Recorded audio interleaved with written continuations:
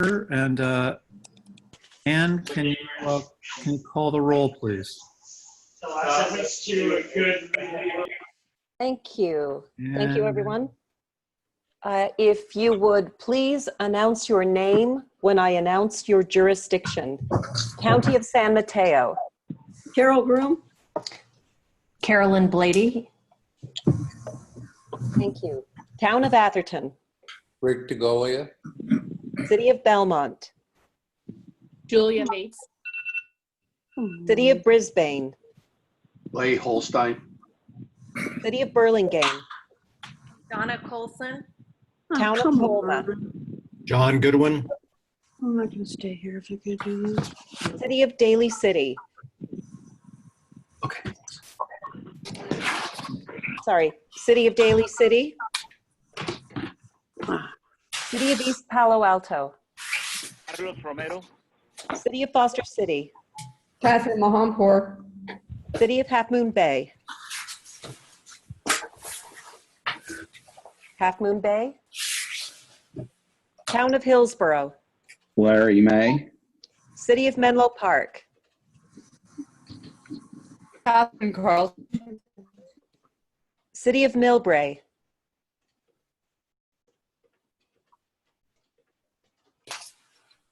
City of Millbrae, I thought I saw Ann Schneider.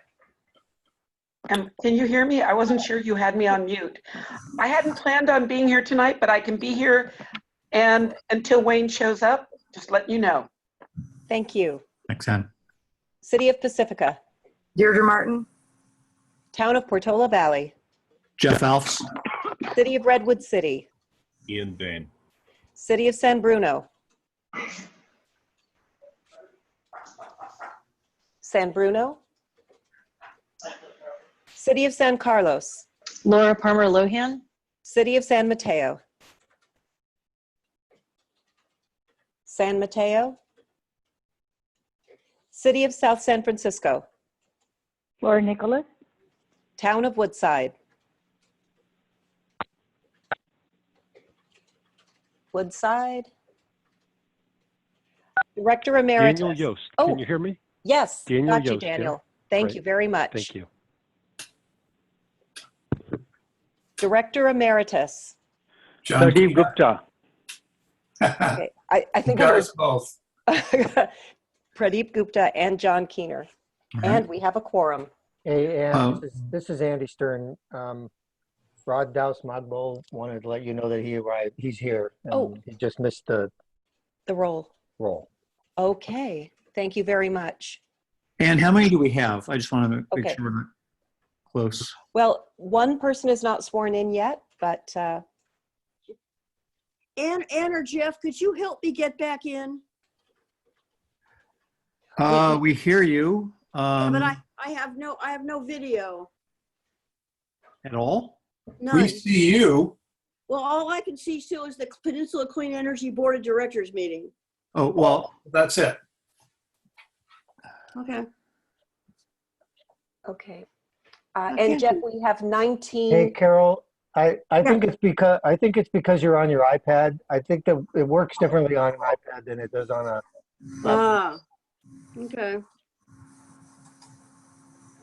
If you exit full screen view, Carol, up at the top right, if it says exit full screen view, you get a couple more options. Exit screen. I don't have one of those. Or little arrows going like four ways. I mean, all day long I've been on this thing at meetings, and it's worked until tonight. okay. I'll keep fiddling with it. Okay. I don't have a quick answer for this one. Okay. We do have a swearing in, and I believe is David here to swear in Carolyn? I am indeed. I am here. It's not nearly as much fun to do it by Zoom, although I don't know if it's ever fun for anyone other than me. But I would love to swear in Ms. Blady. So if you would either stand, raise your right hand, or I see you. You better stand. There you go. Okay. And then I'm going to say I, at which point you're going to state your name. and then you're going to repeat after me. All right? Mhm.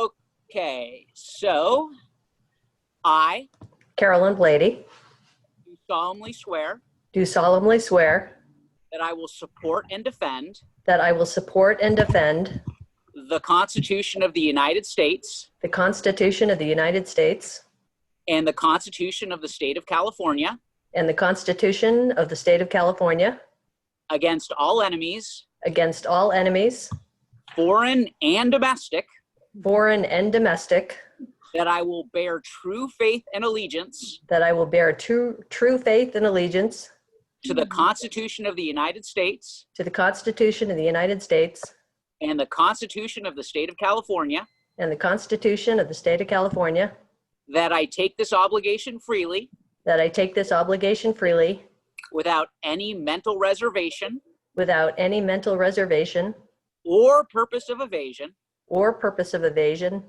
and that I will well and faithfully and that I will well and faithfully discharge the duties upon which I'm about to enter. discharge the duties upon which I am about to enter. Yay! Yay!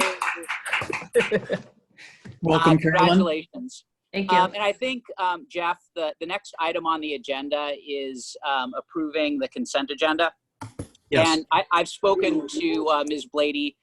There is a Office of Sustainability contract on the consent agenda.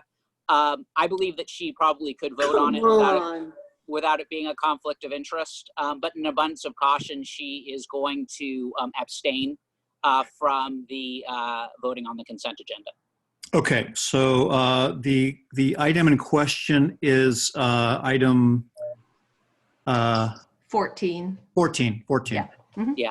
Okay. But you don't need to remove it. I mean, I don't want to presuppose what's going to happen with the vote, but there are more than enough votes without her on the consent agenda. So I think she's just going to abstain on the whole vote. Okay, that's fine. In that case, I will take a motion to set the agenda and approve the consent. Oh, sorry. Before that, I should probably do public comment. Is there anyone wishing to address the board on an item not on tonight's agenda? You can raise your hand in the window, in the participant window. I see Drew's hand up. Drew, go ahead.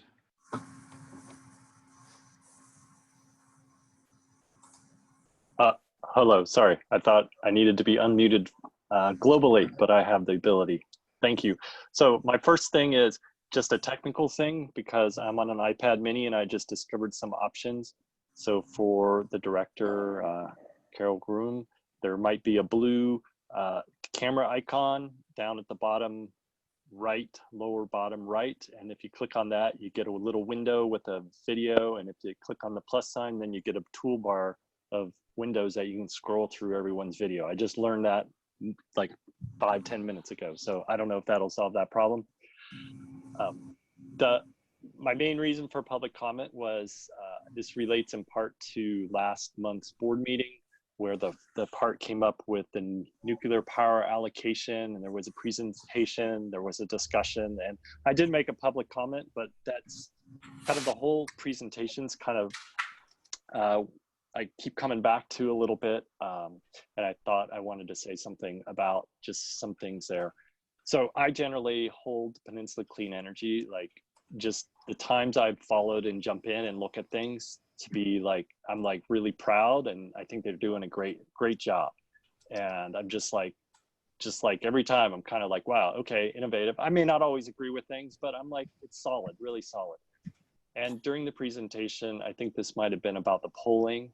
And there was a staff member who talked about, well, we're not charging customers. And so it's free. And I did make a public comment about that. It's not free. And I think that's the one thing, that's one of the things I'd just be going forward is there's a cost to things. Who pays might be different, but there's a cost to stuff. And it's not Amazon free shipping. It's built into the price somehow. And I just think that was a letdown when that kind of happened. I was like, wow, I was surprised. And then a little bit with the analysis, Director Pine had brought up a different way to look at things. And I just thought that could have been covered by staff in the first place. But I just thank you for the time. Okay, thank you, Drew. Okay, any other public comments? If not, then I can take a motion to set the agenda and approve the consent agenda items. I'll make a So motion to moved. approve that. I'll second. All right, moved by May, seconded by Martin. Roll call vote. Okay. If you would please say yay or nay, yes or no to approve the consent agenda when I announce your jurisdiction. County of San Mateo.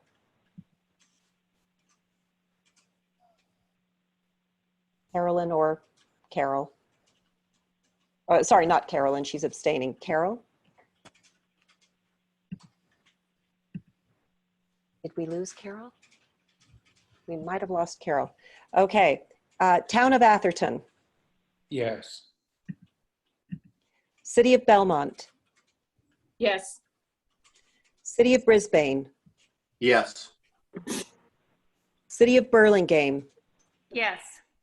Town of Colma. Yes. City of Daly City.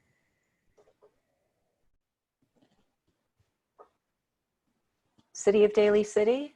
Rod? I think we might have lost. No, I see him, but No, Rod, I can't hear you.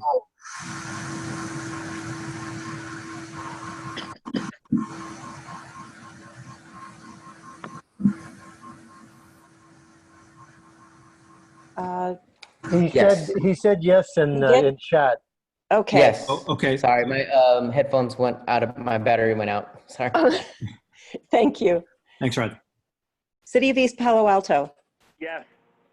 City of Foster City. Yes. City of Half Moon Bay. Town of Hillsborough. Yes. City of Menlo Park.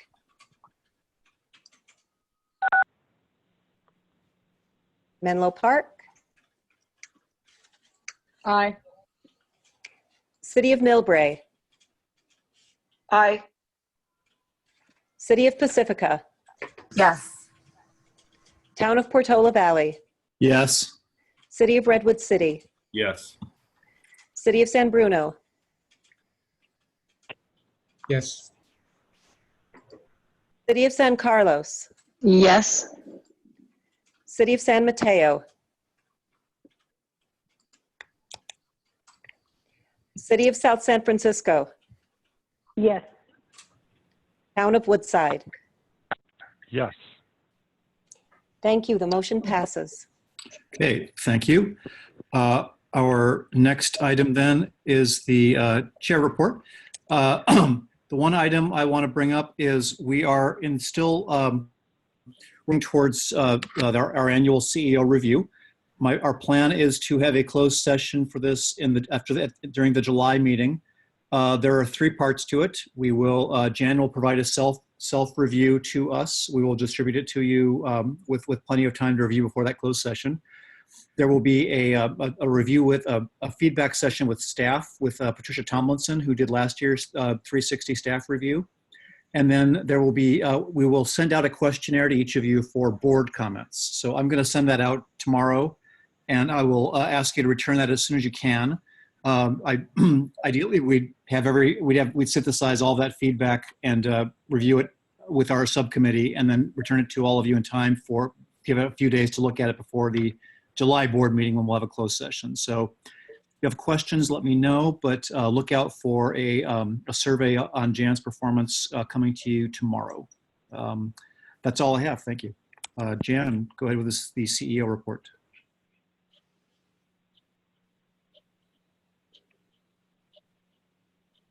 Okay, thank you. Nice to see everybody tonight, and hope you're all doing well and staying safe and healthy. Since you're here, I'm staying healthy. I did want to note that Karen Blady is the new director of the Office of Sustainability, in case you didn't know. So welcome, Carolyn. It's nice to have you join us. So she is taking over for Jim Eggemeyer, who retired. So Thank you. It's a pleasure. yeah, it's nice to see you, and I look forward to meeting you in person sometime within the next 2 years. Hopefully before that. Okay, so tonight for the CEO report, I wanted to give a staffing update, provide some statistics on the COVID-19 impact on our load, an update on Merced County activities, strategic plan update, the portable battery program update that we discussed last month, and then a list of the upcoming PCE meetings. If we can have the next slide, please. So staffing wise, we've been very busy, even though we're all sheltering at home still. So we have, we're welcoming four new staff members. So Dave Freibush joined us on June 1st, and he's joined us as a consultant for 6 months for the time being. And he is the manager of distributed energy resources strategy. Hold on just a second, let me close the door.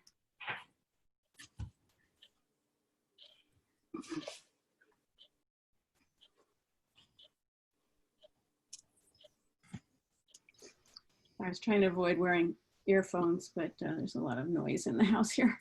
The second is Matthew Rutherford, who started on June 15th as a regulatory analyst. Matthew comes to us from Stowe, Vermont, and he drove cross country and made it socially distanced the whole way, and it sounded like it was an interesting trip. And we're excited to add him to our Ledge team.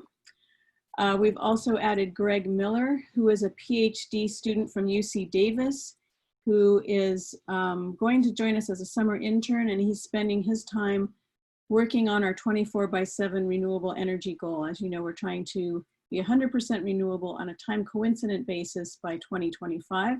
And this is what Greg's working on for his PhD. And so it's a great fit with what we're trying to do. And then Bobby Bennett is an HR consultant who has joined our team on a part-time basis. She was introduced to the staff at our all hands meeting on June 17th, and she is going to be focusing on employee relations and employee engagement. And so she's in the process of setting up meetings with every staff member to just check in with them, get to know them, identify any concerns that they might have, and just be a resource for staff to be able to talk to. So we're excited to have Bobby join us.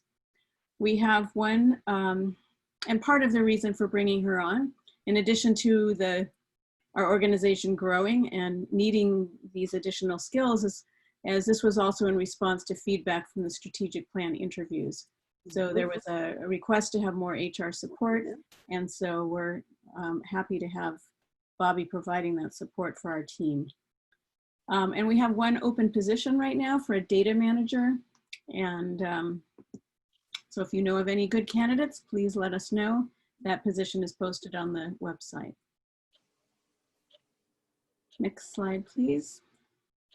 So I'm going to go over the COVID-19 load impact analysis. I've been doing this every month since we've started sheltering in place. And I want to thank the Power Resources team, and particularly Mehdi for putting together these graphs that we're going to look at. So the first graph is going to be, or actually the first table here is just some statistics on our load after the shelter in place. And overall, it shows how our load has decreased since the last week of February, when we were at about 72,000 megawatt hours per week. And last week, or the week of June 8th, which was the last week for which we have data, we were down to, I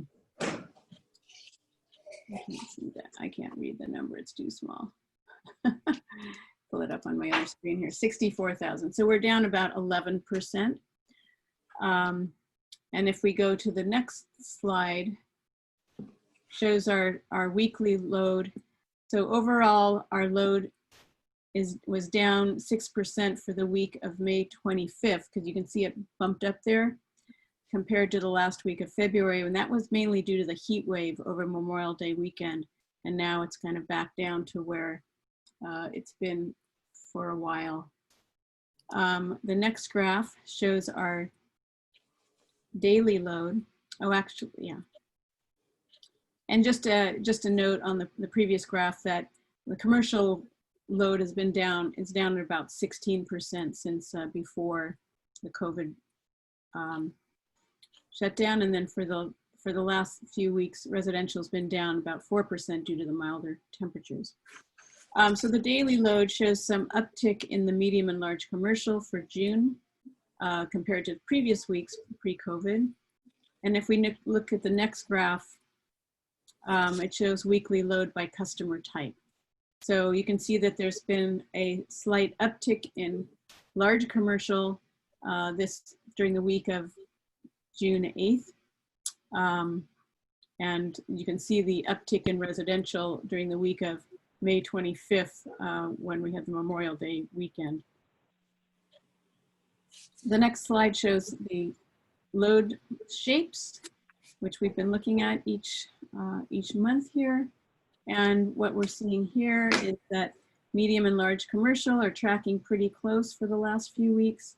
We can see the uptick in residential during the week of May 25th. That's the upper right-hand graph. So the orange line was the week of May 25th, and the gray line is the week of June 8th. The blue line was the pre-COVID line.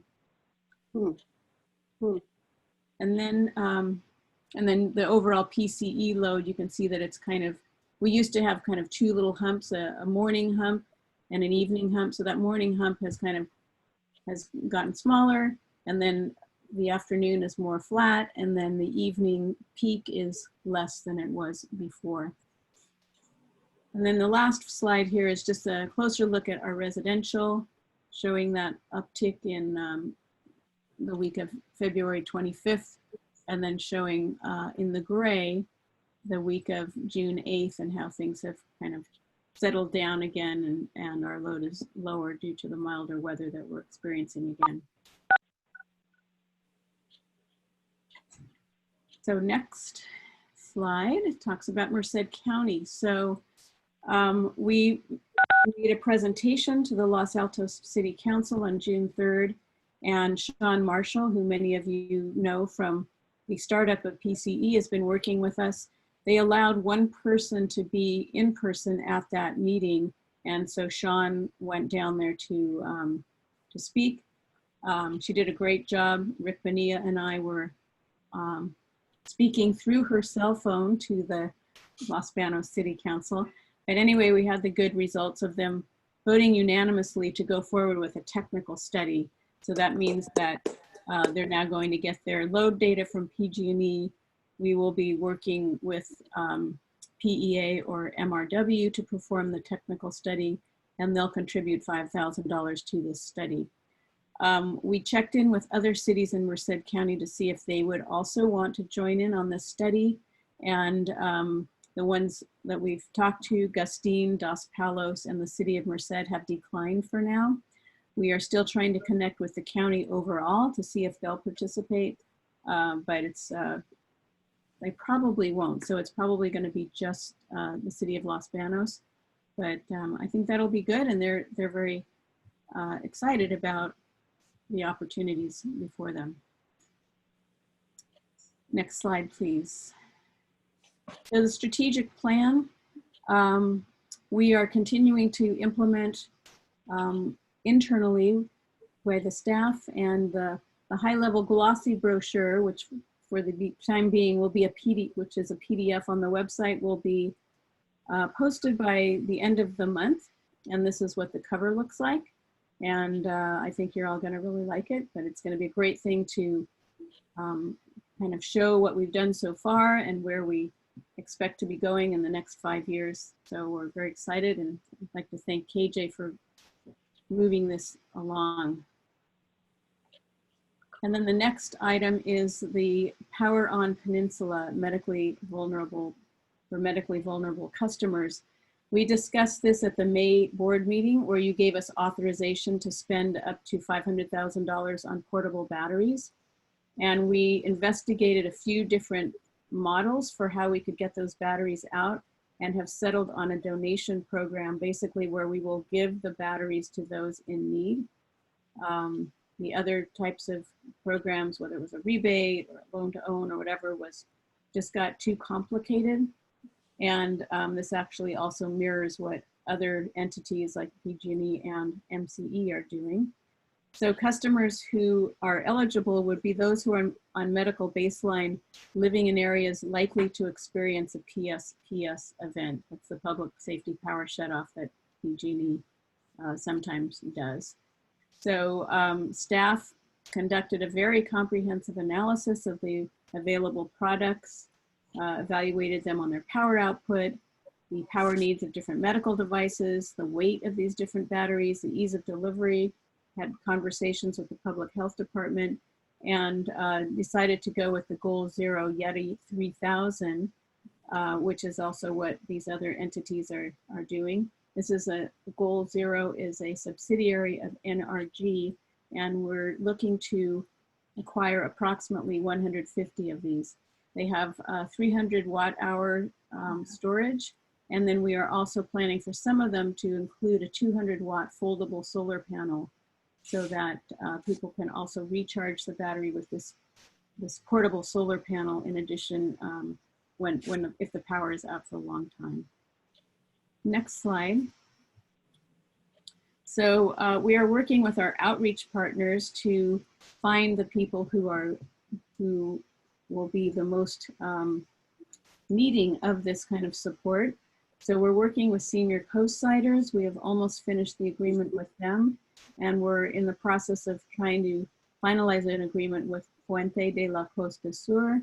Thank you, Carol, for suggesting that we reach out to them.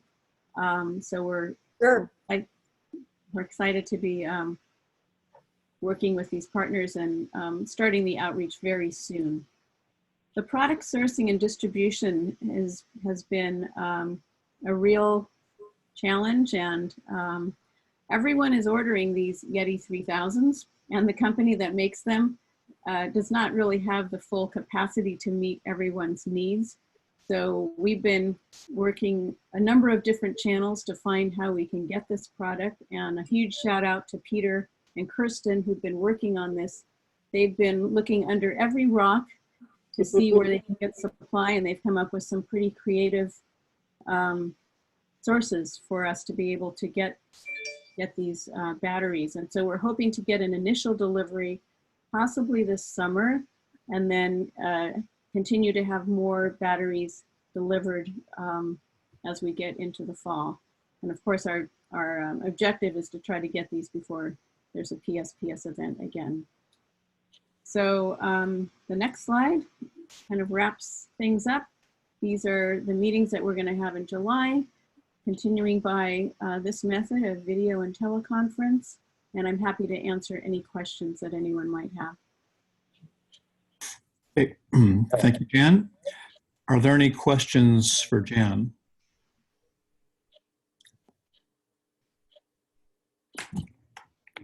Oh, Anne, go ahead. Thank you, and that's tremendous. Really good to hear. Have you thought about providing an update to the Emergency Services Council? And sadly, we don't meet again until September. We've been meeting monthly during the first couple months of COVID, but if there was something there, I can get it to the chair. Okay, yeah, if you can let us know who to contact, we will certainly be happy to get in touch with them. Thank you. Okay, and I'm also on the county's long-term planning infrastructure committee. So this would be important for power shutoffs when we look at secondary disasters. So great work. Yay. Great, thank you, Anne. Thanks, Anne. Any other questions or comments on Jan's report? Okay, seeing none, we'll move on to the CAC report. Desiree? So our committee met 2 weeks ago on our normal schedule. And much like this meeting, we started with the swearing in of our new members. So we have 3 new members that were approved last month by the board. Tim Busiek, Terry Gibbons, and Catherine Green. And we also recognized 3 outgoing members who completed their 3-year terms, Gladwin D'Souza, Scott Harmon, and James Ruy Gomez. And then we also went over the new CAC attendance policy, which the board approved last month to make sure everyone was aware of that. And then we spent the majority of the meeting actually talking about operational improvements. And we're continuing to talk about our priority setting, which we'll discuss in next month's meeting. So the operational improvements, actually, we have something that will come up later on the agenda, so I'll save it until then, but there are 3 recommendations that we're asking the board for that we think will improve our meetings and improve how we're able to interact with the board and staff.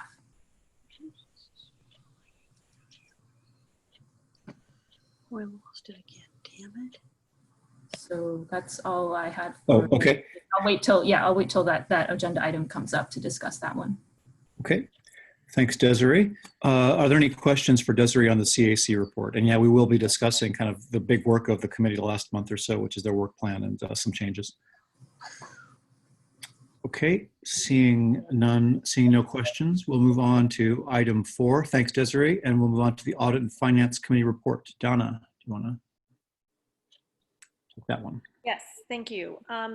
So we had our last meeting just a few weeks ago with the executive committee, and one of the really important things we're going to be discussing a little bit later on, which is our ESG plan that we discussed regarding our investment portfolio. So I feel really excited to share all that with you, but again, that's also in a meeting later on in the agenda. So we will get to that in more detail. That's really about it. Okay. Any questions there?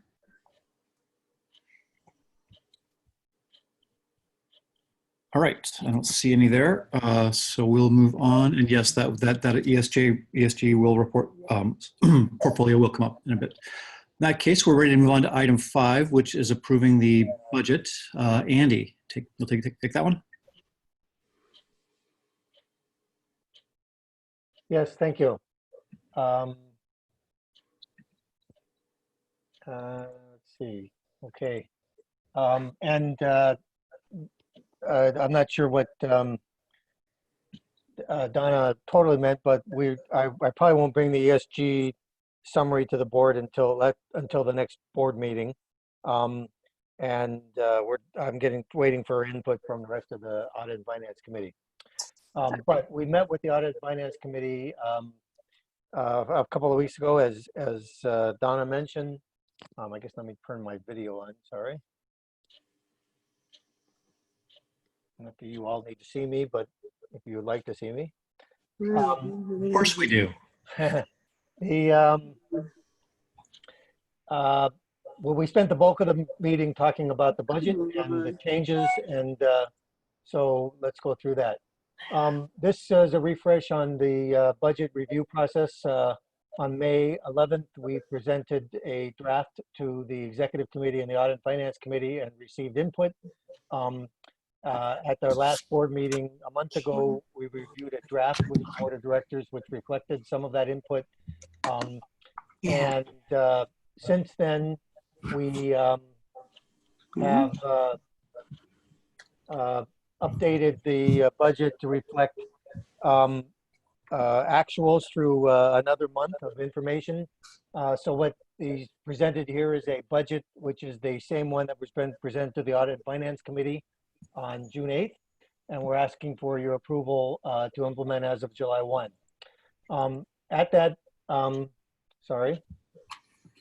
meeting with the Audit and Finance Committee, we asked for a resolution to recommend approval to the board to have a cap on total operating expenses for next year. In prior years, we've asked for an approval of the budget with a bunch of 10 or 12 line items. And by the end of the year, most of them have been below budget, but a few of them have been over. And since we go over sometimes by a couple of line items, even if the total has been well under the budget, we have to come back to the board for a process to get approval to go over on those line items. So we've changed the process this year and are asking just for a approval for the total operating expenses limit. If in total we went over that, we would be coming back to the board for approval and explanation anyway. That resolution recommending approval is unanimously approved by the Audit and Finance Committee on June 8th. And that's what's being presented here. The key assumptions, and I went through this last time, but I'll just summarize them again. In the budget is the PG&E generation rates increase of 2% and that's a typo, January 1, 2021. So that's halfway through this coming year. Sorry about that. We've assumed the PCIA will go up by 0.5 cent on January 1, 2021 as well. And the PCIA trigger, which I've explained to this board, although happy to explain again, is expected to go up by 58% for a 3-month period at the end of the year. We've assumed energy prices based on the most recent forecast we had, third-party forecast, which was based on November. I'll note that, and you should note that that does not include the effects of COVID-19. We do not yet have an updated long-term forecast. ABB provides a kind of a rolling 5-year forecast for us of energy prices.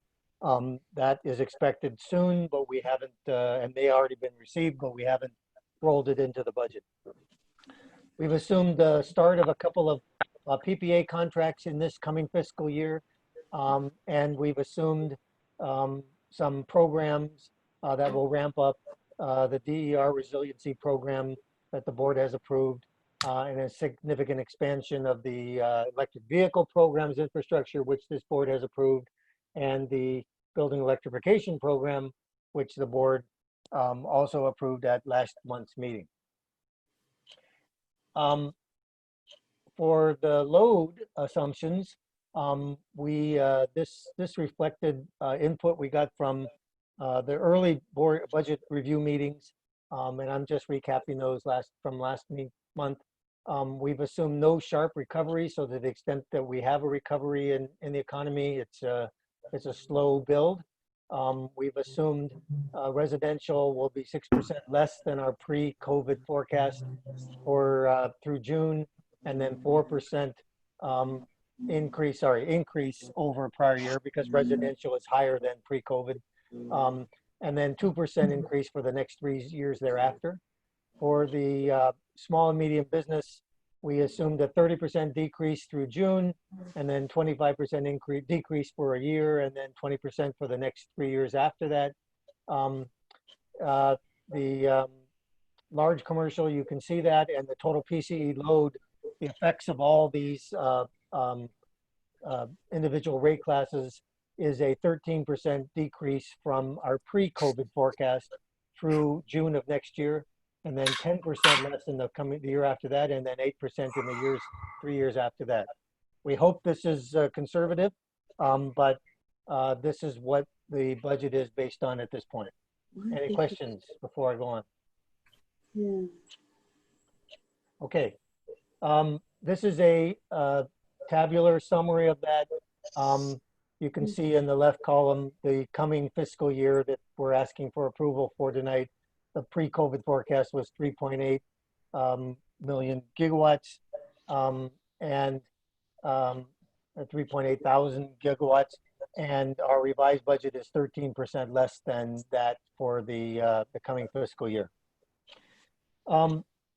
This is just a pictorial view of graphical view of each of the rate classes. You can see that residential is the top gray one. It kicked up in the first part of 2020. We're assuming it stays above and 0% is our pre-COVID forecast. So it stays above that for the next year, then it drifts down, but it's expected to stay above our pre-COVID forecast for the next 5-year period. And you can see the bottom one is the small business is a significant drop, and we've assumed that it stays well below, in fact, 20% below for the next 5 years. Mm-hmm. Come back. This is a summary of the proposed budget. I'll walk through this. The column with the red is our proposed budget. The $215 million in revenues, our forecast for the current fiscal year, which ends next week, is $275 million. That's down by $60 million over the forecast this year. That's partly due to COVID, partly due to PCIA, and partly due to that trigger PCIA. So, and I've walked through that, although I have slides to walk through the details of that in a moment. Cost of energy is expected to be down by $9 million over the forecast for 2020. But other expenses are expected to be higher than the forecast for 2020, resulting in a expected proposed budget total operating expenses of $225.6 million, which is what our proposed, what we're asking for approval today. Just below that is non-operating income, which is largely interest on our cash that we hold in our investments. And the circled number of change in that position is we are budgeting for negative $8.5 million, which would leave our net position at the end of next year at $186.9 million. And our unrestricted days cash on hand, which is not exact, which is less than the cash, total cash. So $186 million of total cash, but some of that cash is expected to be restricted for collateral as well as programs. But our unrestricted cash, as the policy directs that we calculate, is expected to be at 255. So a healthy number above our policy of 180 days. So before I go into a little bit, slightly more detail, any questions on the summary?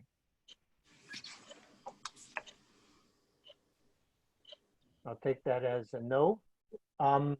This is the more detail about revenues that I mentioned.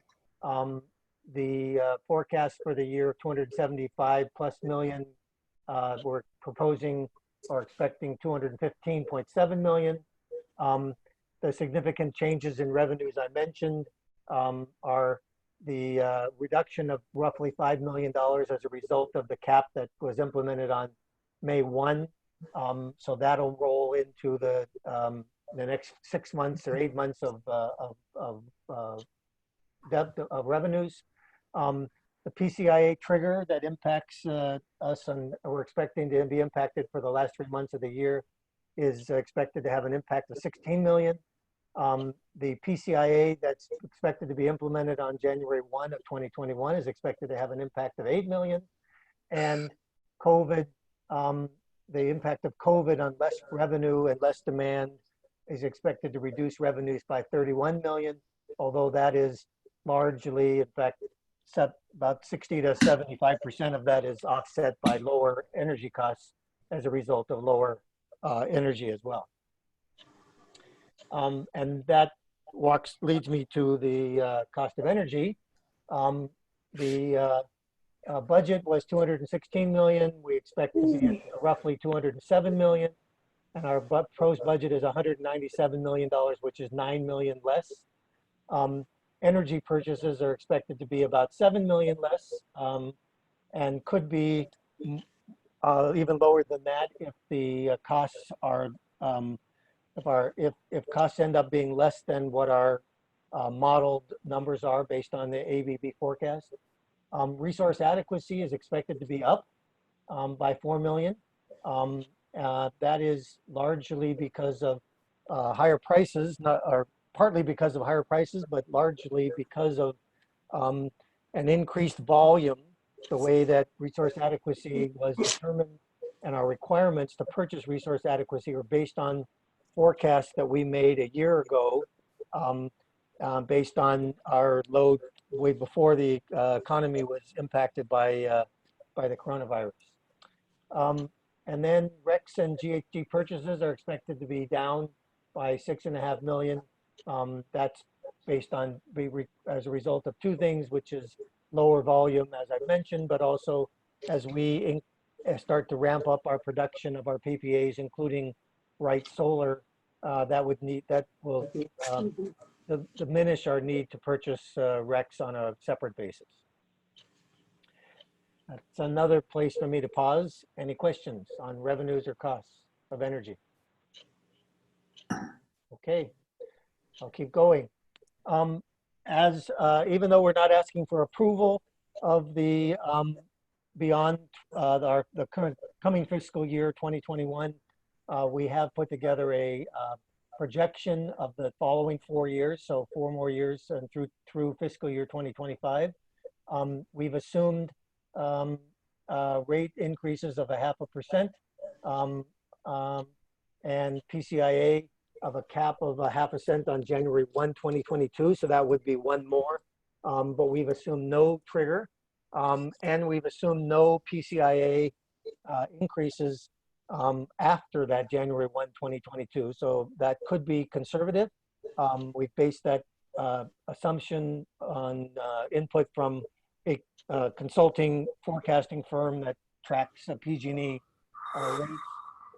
And so we followed that, and this assumption actually is even a little slightly bit more conservative than that, because in some years they're projecting that PCIA might go down, but we have not assumed that. We've assumed the implementation and startup of a few PPA contracts starting in 2023 and 2024, and some community solar projects starting in 2021. And we've assumed that our programs continue, that are already prior approved, would continue over the next few years. As you may recall, the EV infrastructure was approved at $16 million over a 3 or 4 year period. And we've assumed some $1 million a year in fiscal year 23, 24, and 25 for undefined at this point innovation projects that we might embark on, or we hope to embark on. Just some global observations about the plan.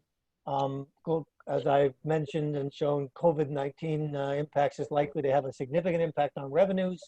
In fiscal year 2021, as I mentioned, revenue decrease of 31 million, but the average decrease in costs, their average decrease in revenues is $23 million over that 4 year period. The number two is that we expect to mitigate a good deal of that revenue loss with lower costs because of lower purchases. And so in the fiscal year 2021, the cost of energy is expected to be 24 out of that $30 million. $31 million is expected to be offset by lower costs, and most similar percentage, but over the next 4 years from lower cost of energy purchases. The average of roughly $5 million impact net position. The first year is expected to be a $9 million impact from COVID-19, and less in the coming years, but still some impact. But the fact that we have significant cash reserves and a significant open position in energy procurement enables us to weather this downturn for quite some time, mostly maintain our cash reserves well above the required level, and continue to invest in community grants and energy programs. And I'll pause there for a second just to give a slight summary of the Audit and Finance Committee discussion, which is how long can we sustain these downturns, and it was a subject of discussion about maintaining the reserves and showing some negative net position over the coming 4 years, and when we should evaluate whether we should take more drastic measures, including raising rates or other types of expense cuts or whatever. But I'll talk about that when I show you the 5-year plan. In fact, that's right here. This is a look at 5-year plan. Let me just walk you through it. The column with the red arrow is what we've been discussing. So our request for approval is $225 million in operating expenses. The big circle across near the bottom shows a change in net position of $8.5 million in the coming year is our budget. And then, although less in the coming 3 out of 4 years, $1.5 million next year, $3.5 million, and then a positive $6 million in the 2024 timeframe, and then a negative. We aren't expecting to have the same level of significant positive increases that we've experienced in the last couple of years.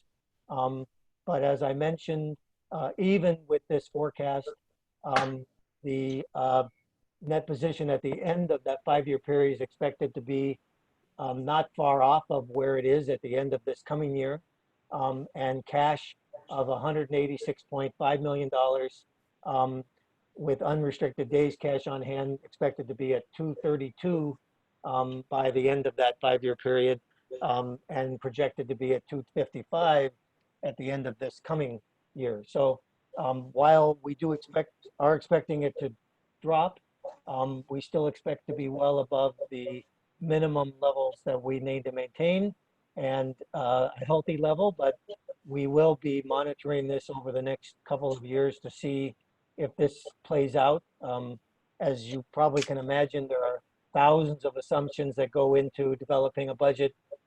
We've tried to be reasonably conservative and hope that we are conservative, but only time will tell how accurate we've been. So now I'm really going to pause, and Donna, I know you had some comments about this at the meeting, and I thought you might want to make a couple of comments here. Yes, thank you. So Andy, thank you for taking all the input from the board of directors and from the Finance and Audit Committee and revising these budget projections. I feel much more comfortable that the likelihood of somehow falling right in this vicinity is, I think we're in a much better position for that. What I did want to point out is that while we do have a deficit, it's not really a structural deficit in the way you would think about a structural deficit, which is the sense of we have operating expenses that we can't reduce or can't cut, and we're not getting enough revenue in. You can imagine that's a more problematic thing for, say, a city or the county or the state. Because we're an operating business, we can draw down more or less in our reserves, and we also have discretion around our community energy programs. So in the event that we get closer to a certain level of unrestricted days cash in hand, we want to make sure that we're comfortable staying with well above that 180 days that's required for our Fitch and Moody's ratings. So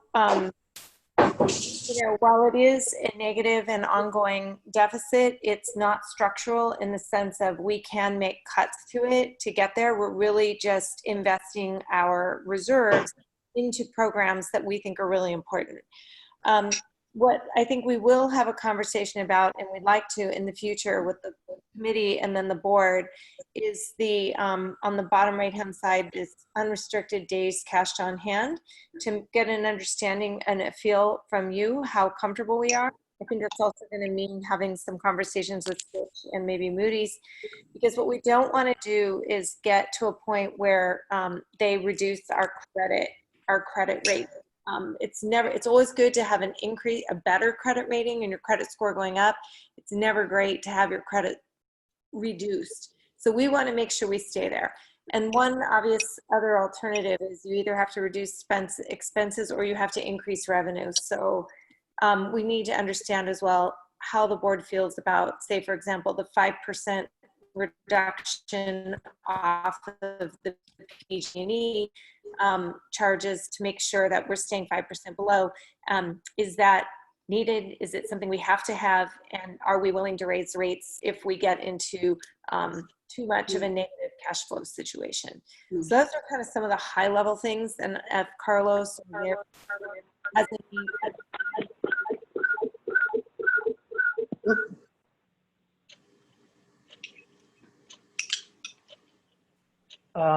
Okay, great. Thank you. So I have some additional slides that walk through more detail that I can go through if necessary, or you Andy, probably- sorry to interrupt. Kat had her hand up for a question. Okay, Go ahead, Kat. sure. Sure. I was just going to say that I realize we have reserves. That's good. So should we. But I also, if things start looking as bad or worse, we might need to regrettably have a conversation about how much money we're really putting out into the community on the grants and the programs, and how much we need to stay functionally on top of things. I get very twitchy when we talk about raising rates. I would rather pull in some of the really cool, really amazing, wonderful programs we have. I would rather pull in some of those than raise people's electric bill. And I just wanted to throw that out there. I get very unhappy when we start talking about raising electric bills when we have other things to address first. Thank you. Noted. Thanks, Kat.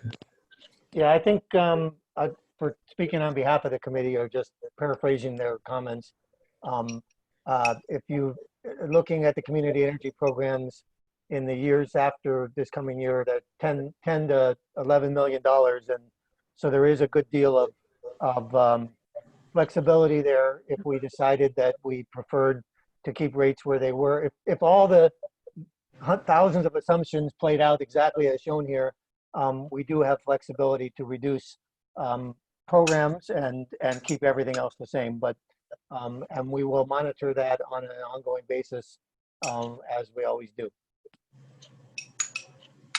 Kat, a follow up. Sure. Just to follow up, I would feel comfortable if we would stay on top of this, because of the fact that I would, because blanket across the board, it hits everybody, whether you can afford it or not, if your electric bill goes up.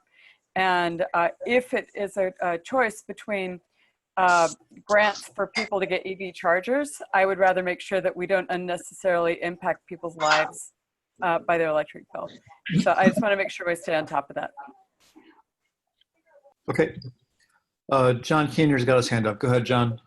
Yeah, I just want to point out that the community energy programs that we're talking about represent only 5% of the cost of energy going forward, and so it's just really not a tremendous chunk of our budget. Yep, it's true. Okay.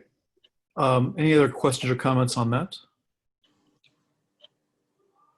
All right. Go ahead, Andy. Sure. So I can, as I said, I do have slides that can walk through more detail. They're posted on our website, and happy to go through more detail about each of the expense categories if the board would like, or I can stop here and give you back some time. And if there are no detailed questions, then we can just move on to hopefully having a vote. So let's take questions here and public comment. If we need any details from those slides, we can grab them. Yeah. Donna, go ahead, Donna. I saw your hand in here and went away. Okay. And that's what I was just going to say, is that you can feel comfortable that the Audit and Finance Committee, we did go through all the details and made adjustments as appropriate. But for certain, if there's anyone on the board who has more detailed questions, please ask. But I just wanted people to know we'd already looked at that as well. Yes. Rick, go ahead. Okay. Rick DeGolia. Yep. Yeah. So thank you for the detailed analysis, Sandy. I assume that Audit and Finance has gone through each of the numbers. I think Kat's comment is good. Obviously, the community programs are the second largest expense in the budget. But the number that just in the first 2 years is the consultant and professional fees number. And if Audit and Finance has gone through that number, I don't feel the need to do it. I'm very comfortable with their review and the depth of their inquiry and everything that I've heard in the past, but that is the number that sort of jumps out at me. Yeah, let me let me go through that. Here's, this is the detail of that under what's called professional services. You can see that on the forecast of 825,000 going to 3 million. The biggest piece is the power resources consulting line. And the biggest piece of that, as you can see in the table here at the bottom, is the DER and resiliency projects that were approved by the board. We've included those in this consulting line for now because we don't know how we're going to spend that money. But that's it's related to that project. So if you pull that $1.5 million out and $270,000 out of innovation projects, basically 1.8 million, that number would be it's just several $100,000 higher than the prior year forecast. Okay. And I'll just expand on it a little bit. I mean, a lot of that consulting fee is going into, a lot of that's things we're doing to meet the 2025 time coincident 100% renewables goal. I for one think that's a really, I think I'm proud of that goal. I think we all are. It's more we're making, it's a big one, but I think it's a critical, investment we're making towards what I think we all agree is one of our biggest, most kind of, most closely held goals. So. Yeah. Other questions for Andy? I'd like to make a motion to approve the resolution. I'll second it, Mr. Chair. Okay, moved by Bonilla, seconded by Groom. I will ask for public comment before we move on. Anybody from the public care to comment on the budget? Okay, seeing no hands. Any further discussion from the board before voting? Larry, go ahead. Larry, you're still muted. I just wanted to thank Andy and everyone who supported him in the preparation of this budget. The revisions that needed to be made are extraordinarily complex, and I think it just proves how important the CFO role is, and to have somebody as highly qualified as Andy in that position. It's just a monumental task, monumental rewrite, and we have, as far as I can tell, everything out in the open for all of us to see. So thank you, Andy, and whoever helped them put it together. Here, here. Thank you, Larry. And yes, thank you, Andy. Any other discussion before we vote? Okay. Seeing none. Anne, can you do the roll call vote, please? Okay. If you would please signify yay or nay, yes or no, your method of showing approval or not approving the motion when I announce the jurisdiction. County of San Mateo. This is Carol Groom, yes. Carolyn Blady, yes. Town of Atherton. Yes. City of Belmont. Yes. City of Brisbane. Yeah. City of Burlingame. Yes. Town of Colma. Yes. City of Daly City. Yay. Yes. City of East Palo Alto. Yes. City of Foster City. Yes. City of Half Moon Bay. Town of Hillsborough. Yes. City of Menlo Park.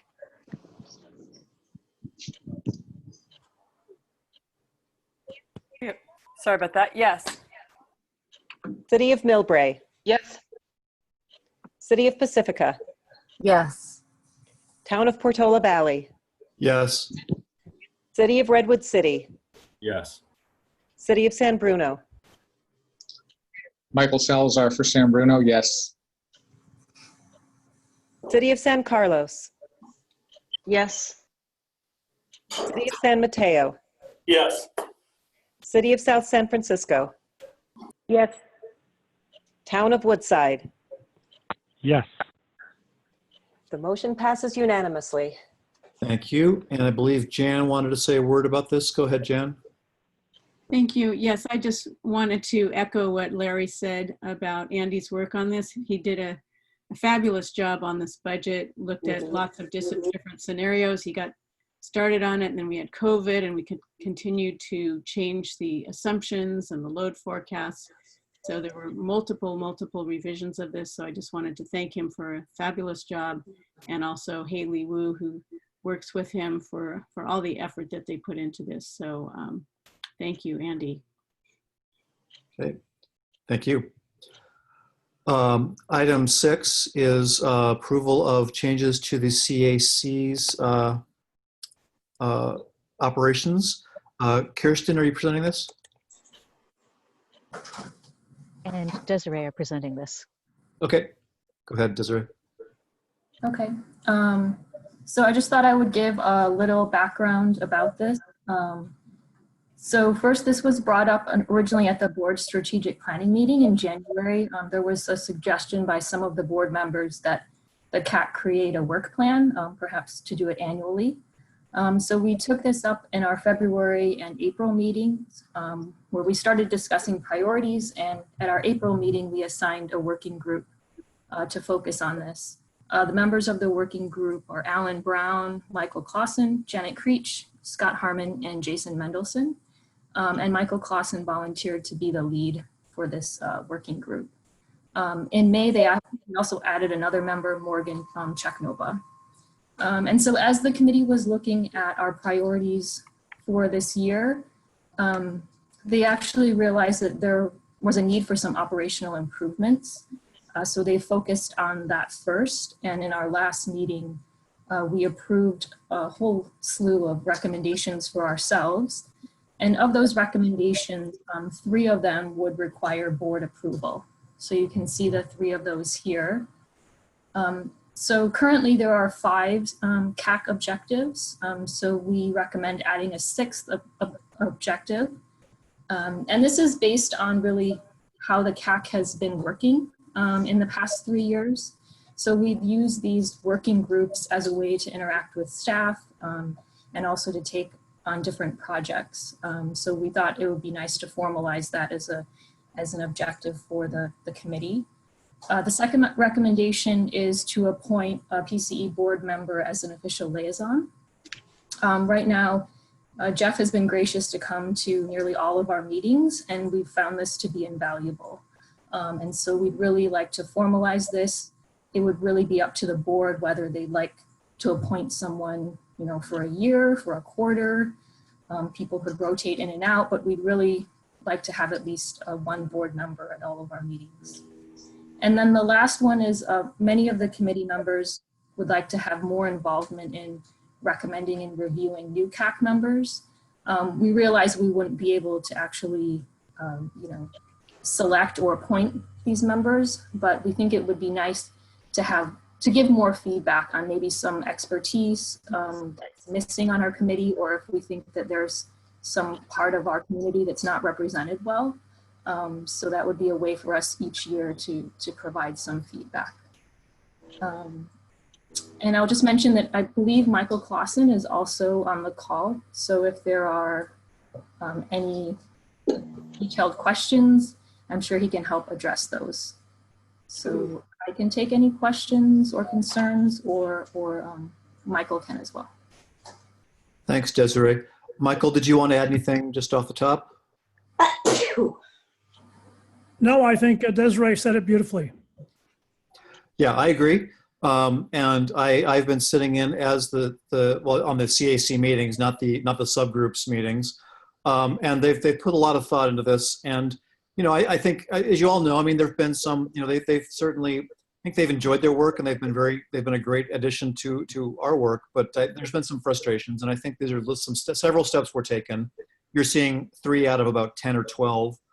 Most of those were directed inwards. And I just want to say, I think, you know, the committee has done the hard work to try to figure out kind of a work plan, but also just how they themselves can sort of operate better and how we can support them better. So I fully support these modifications and the other ones that they're making internally. So are there questions for Desiree or Michael?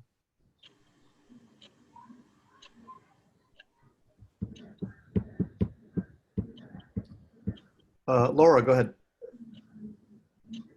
Thank you, Jeff. I appreciate that. Just a quick question. As I was reading through the packet on this today, I was just wondering what the expectation is on CAC in terms of how these changes they think will impact their work. So if these changes are implemented, and I know you touched on it kind of with each specific item, but overall, I'm trying to get a better understanding of what it is that you're hoping these changes will enable you to do. Well, as Jeff, this is Michael Clausen, as Jeff mentioned, and Desiree as well, we've been operating now for 3 years, and we were all kind of figuring out the best way to operate, and we just we want to just make the group as both effective and as efficient as possible. So these are just suggestions to accomplish both of those goals. Yeah, I think to that point, the first item really speaks to how we are able to interact well with staff. And so I think formalizing that would be good. And then the second one is really a way that we've found that we can interact with the board. And so I think those two connections are really important. And then the last is really just so that we can have some say in our own committee a little bit, as far as, you know, we have a lot of expertise, but at the same time, as certain topics or things come up, we may want to look for additional diversity or additional expertise on the committee. And that would just be a way for us to feed into that as well. Thank you. Okay. Other questions for Desiree or Michael? Okay, is there any public comment on this item? Okay, seeing none, then I could entertain a motion approving these 3 recommendations. And actually, just a quick point of procedure: should we also be voting? Should we appoint a liaison, assuming that A2 is adopted? It would make sense to do that if someone's interested. Okay. And you may want to appoint, like, I was thinking about that. Maybe it's a person and an alternate. That way you have 2 people, just so that if someone has to miss for vacation or a holiday, there's another liaison that's kind of, you know, 2 people that are kind of up to speed. It just That's a seems good point. like a lot of work for one person to do. It can be, yeah. Kat, go ahead. Thanks.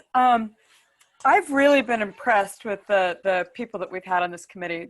With both their knowledge and their passion, they've been really amazing people.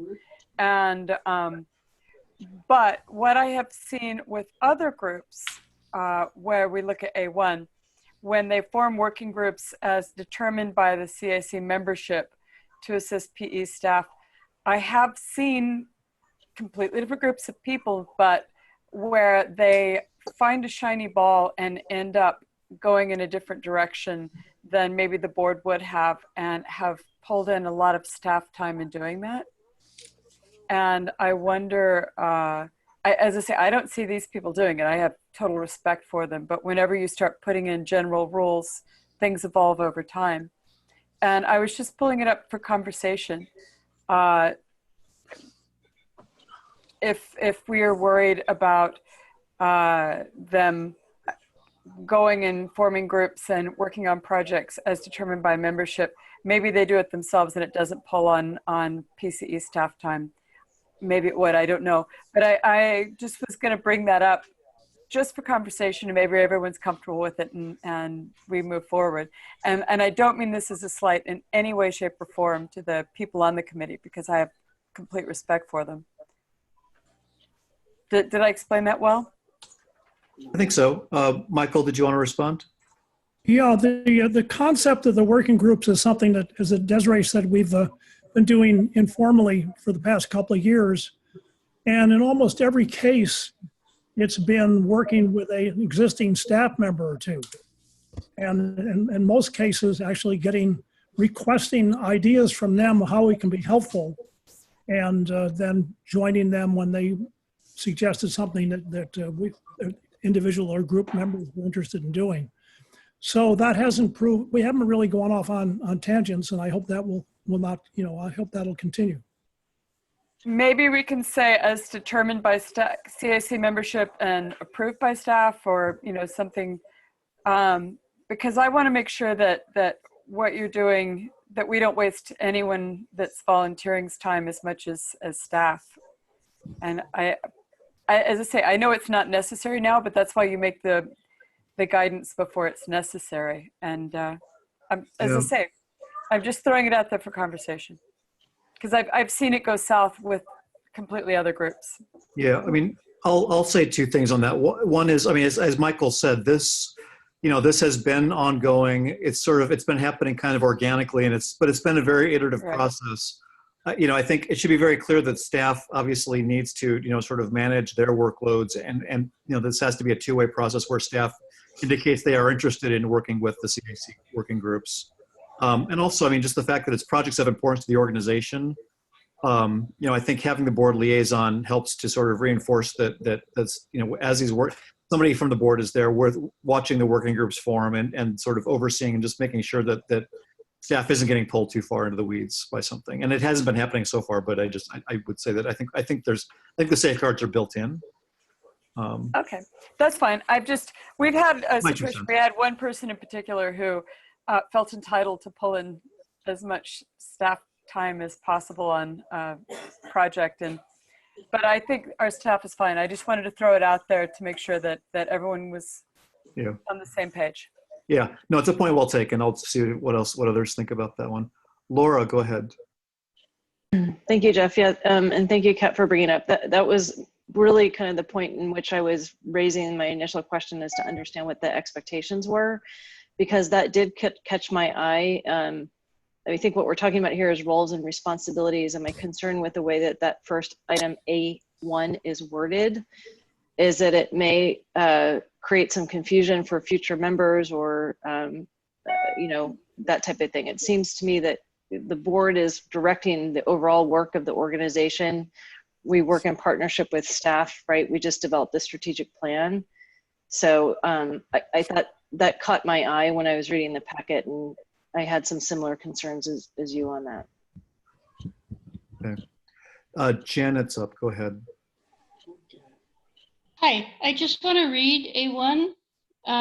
It says the CAC membership to assist PCE staff and board with projects of importance to the organization. Doesn't mention anything about CAC being self-directed. Yes. And in practice, I mean, I think that these working groups that have been forming over the past 2 years have been one of sort of the bright spots. I mean, it's one of the best contributions that the CAC's made to the organization. They've assisted staff on several projects, including, for example, Reach Codes was a really successful working group, in my opinion. And some of the other ones have done some great work too. So I wanted to sort of recognize that, and I think it's appropriate to formalize it with the caveats you're mentioning in the noted. Rick, go ahead. Yeah, thank you, Jeff. I just wanted to add that, you know, I recognize that when we first created PCE only a few years ago, and we created the CAC, PCE was new. It was something we didn't know what we were doing. We were going into it with the leadership of Jan and some other trusted people that we hired to help us go through this. But as city council members of board, we didn't really know much about this, and we were kind of afraid of things going wrong or something happening.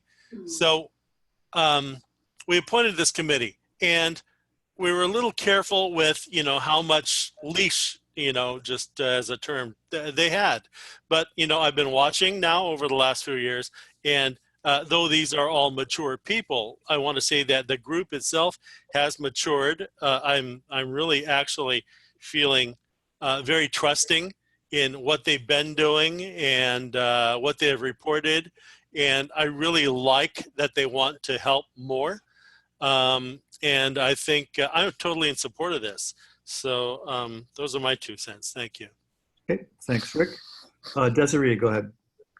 I just wanted to clarify. So our committee actually has the ability to form official ad hoc committees, which would have to follow the Brown Act rules of, you know, being for a specific topic as well as for a specific duration. And we've kind of decided, instead of making it so formal, to use these working groups as our method instead. And so I think because we have that ability to form those ad hoc committees, it seems to me that these working groups are a nice substitute that's a little less formal. Yes. Yeah, go ahead. Oh, somebody said something earlier. I just wanted to explain. While as I say, I can't express more strongly how in support I am of everything the CIC's done and the people. When someone before said that they saw nothing in there, it was just the phrase "as determined by CIC membership" was the just the phrase that I was commenting on, not the other. Okay. Yeah. And in practice, I think what's happening is that, staff and the CAC are talking about things that are going on with PCE, and then as staff identifies things where there's a topic that might be of interest, the CAC is basically picking things that staff is interested in and sort of deciding what. I mean, they're forming the working groups based on who within the CAC is the person most interested in helping staff on a specific task. But I do think that the formation, the topic itself tends to be coming from the staff and from the goals of the organization, not from the topic is not coming from the CAC, but the membership of the subcommittee is coming from the CAC, if that makes sense or helps explain what's happening. Okay, if there are no other questions or comments, I could first entertain a motion on approving these three recommendations. Move to approve these recommendations. Second. Who moved? I didn't. Julia Mates. Okay, Julia, moved by Mates, seconded by Bonilla. Yes. Any other discussion on that one? Okay, Anne, roll call vote, please. All right, if you would please, in whichever way you prefer, signify your approval or disapproval of this motion when I announce your jurisdiction. County of San Mateo. This is Carol. I vote yes. Carolyn Blady, I vote yes. No, that was Carol Groom. Sorry. Town of Atherton. Yes. City of Belmont. Yes. City of Brisbane. Yes. City of Burlingame. Yes. Town of Colma. Yes. City of Daly City. Yes. City of East Palo Alto. Yes. City of Foster City. Yes. City of Half Moon Bay. Town of Hillsborough. Yes. City of Menlo Park. Yes. City of Millbrae. Yes. City of Pacifica. Yes. Town of Portola Valley. Yes. City of Redwood City. Yes. City of San Bruno. Yes. City of San Carlos. Yes. City of San Mateo. Yes. City of South San Francisco. Yes. Town of Woodside. Yes. The motion passes unanimously. Great, thank you. Thank you, Desiree. Thank you, Michael. Thank you, everyone.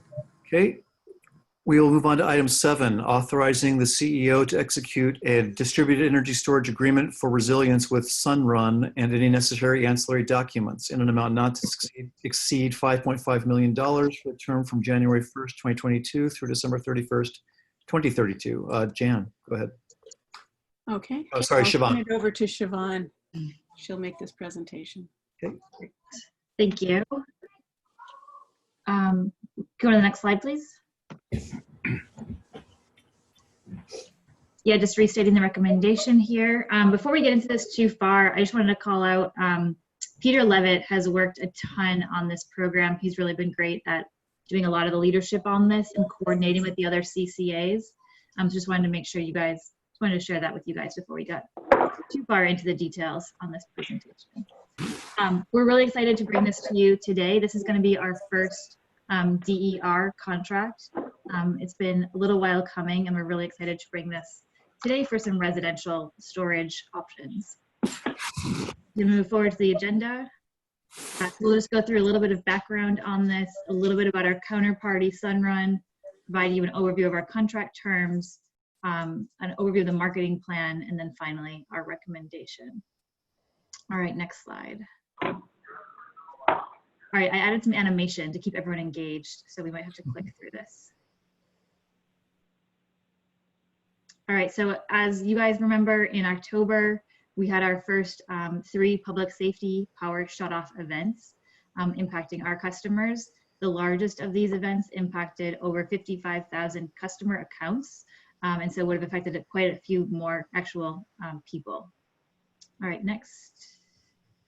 And then in January 2020, we approved our resiliency strategy, where we committed $10 million over 3 years towards programs to help improve the resiliency of our county. One of these programs was what we were calling at the time the Distributed Resource Adequacy Program, to provide backup power to our customers, and then RA benefits to Peninsula Clean Energy. Resource adequacy is a reliability product. It's something we're required to buy. The CPUC requires us to buy resource adequacy to make sure the grid can operate appropriately. All right, go ahead to the next slide. In November, we put out a solicitation for distributed resource adequacy products. We coordinated with 3 other load serving entities, East Bay Community Energy, Silicon Valley Clean Energy, and Silicon Valley Power. And we've been working with them on this over the past 7 months. We're targeting 30 megawatts across all 4 of us, with Peninsula Clean Energy targeting 10 megawatts. The plan was to source the resource adequacy from solar and storage systems. And in the RFP, we included a carve out for a minimum capacity to be installed in disadvantaged and low income communities. All right, next slide. So through that RFP, we've received 20 bids from counterparties. We interviewed 8 of them, shortlisted 5, and now we have 2 that we're working with.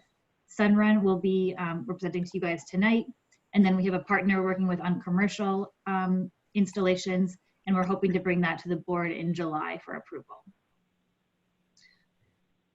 So a little bit of an overview from Sunrun. If you guys don't know who they are, they're one of the largest residential solar installers. They're formed in 2007. They're headquartered in San Francisco. We've got a little map here of where they're providing their service. They've reached over 250,000 customers and deployed 1.6 gigawatts of residential solar. A couple of years ago, they started expanding into battery storage. And I think they're really on the cutting edge and have one of the best experiences around installing battery storage on residential customer sites. All right, next slide. So here's an overview of the contract with Sunrun. We're going to be receiving between 0.4 and 5 megawatts of resource adequacy value. This will be equivalent to 1.6 to 20 megawatt hours. So these will 4-hour batteries. The installation size will actually be a little bit bigger because they're building in some headroom to meet that capacity requirement. So they're going to actually install between 2 and 11 megawatts of storage on residential sites. So it'll be equivalent to between 8 and 44 megawatt hours of new storage systems in San Mateo County. The timeline for installation will start hopefully later this year and go through the end of 2021. There is an option in the contract to increase the capacity and extend the installation timeline. Oops, there's a little typo, through the end of 2022. And then the delivery term will start January 1, 2022. That's when we will start receiving the resource adequacy value from these contracts. They're targeting both single family and multifamily residential customers. I think that's a really great, Sunrun's done a lot of work with multifamily, and this will allow these storage systems to impact a lot more families than if you're just only installing on single family houses. The contract requires that the systems be islandable, which means that they can disconnect from the grid in the case of a power outage and provide backup power. These will be paired with either with solar, either with existing solar or new solar. So the system should be able to provide some of that backup power over a good time frame. Sunrun has also committed to provide a minimum of 10% of the systems to low-income, disadvantaged communities, customers that are on the CARE, FERA, or medical baseline rate. And then the pricing is a small premium to our standard RA procurements. Standard RA right now is coming from mostly natural gas and things that are not in San Mateo County. And then this will also provide a small premium in our energy costs as well. I'm sorry, a small decrease in our energy cost. Go to the next slide. So when we say we're buying resource adequacy benefits, there's two ways we can do that. The one that we're focusing on is called load modification. Each year, our RA requirements are set based on our expected peak load. So how many megawatts will our customers use in the highest hour of the year, of each month, sorry. We can use these distributed energy storage resources to reduce that peak load by charging during the day and then discharging during that peak period. So if you look at this graph, this is showing a load curve, how much customers are using in each hour over the course of a day. So in the orange, you could see that's the gross load before you have a storage system dispatching during that peak period. And then the gray is the modified load. So that will bring down the peak by whatever the size of that storage system is. And this will allow us to need to acquire less resource adequacy and save money that way. Each year we'll work with Sunrun to agree on what that discharge pattern will look like. This will allow us to potentially change when those systems are dispatching in case our load timeline changes. All right, next slide. Oops. The contract includes what's called a product transition trigger. This is still a new mechanism to get resource adequacy from these distributed resources. So we've been working with the California Energy Commission in particular, but also with the Public Utilities Commission and CAISO on this mechanism to make sure it will work. But because it's new, there's still a little bit of uncertainty. So we have a product transition trigger. That's a lot more yogurt than I wanted, but thank you. Oops. So the contract includes a product transition trigger in case we don't think that this load modification is working. So there's 3 ways that it can be triggered. If the California Energy Commission is no longer accepting this as a way to provide resource adequacy, if they're accepting it, but only accepting less than 80% of our forecasted number, or, and sorry, this got cut off, we can elect to trigger it without any cause, but with a financial penalty. Okay, let's go to the next slide. If we do a transition trigger, we're going to transition to something that's called proxy demand response. This is a slightly more established process for providing distributed resources to provide capacity, but it's designed for demand response and not energy storage. So the issue with that is that you can only reduce if your customer has load. If a customer doesn't usually use electricity at that timeline, you can't get credit for discharging the battery at that time. This also has drawbacks because it's a complex and time-consuming process. The volume that you get out of the resources is lower, and that results in a higher price. All right, next slide. All right, one of the other things we've worked with Sunrun on is their workforce development. So they've worked with the nonprofit Grid Alternatives, and they're gonna work with them on the providing workforce development and training for every installation they're providing to low-income customers. Grid Alternatives has trained more than 17,000 individuals in solar installations since their inception. And then they've also had a they're also committing to having San Mateo residents provide 50% of the work hours associated with the construction, operation, and maintenance of the projects. And then this was a little bit that got cut off, but they also focus on diversity in their recruitment. And so they're going to look at bringing in historically underrepresented communities into the supply chain contracts. Next slide. As part of this agreement, we're working on a co-marketing plan. KJ's team has really been working on this, but we're going to work together with Sunrun to market this program to our customers. So we're using some co-branded marketing materials. We're going to work through various marketing channels, including nonprofit outreach partners, our own newsletter, social media, events, and direct mail. And also as part of this co-marketing plan, Sunrun will be providing customers with an upfront incentive to motivate their participation. Because of this co-marketing, we believe and they believe that their customer acquisition costs will be lower. And so they're passing that along to the customers. All right, and then I think last slide.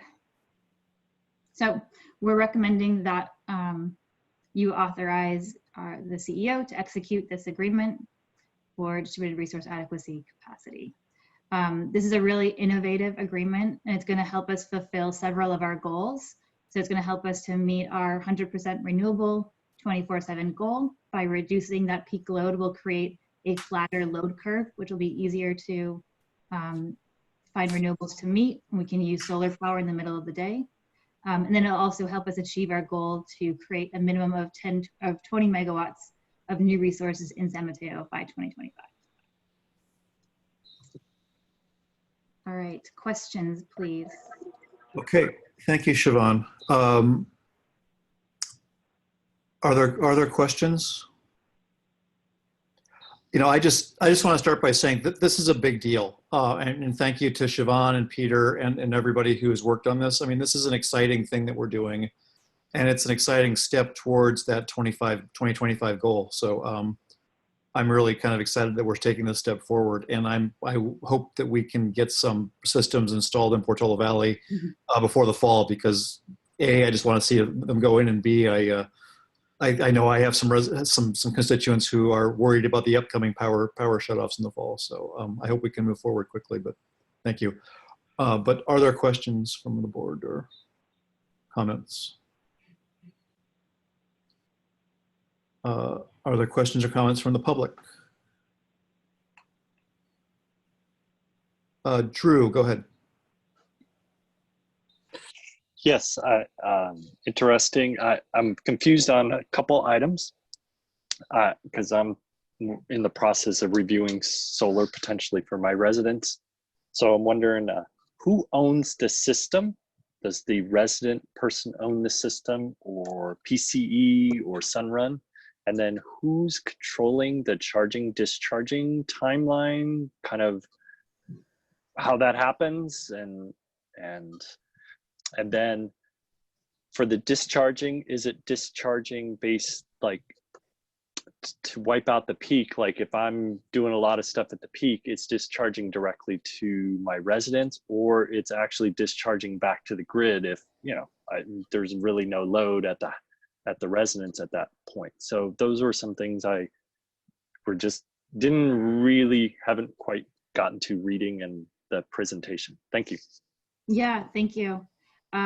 So as far as ownership, PCE will not be owning the systems. We're just contracting for the capacity benefit of the system.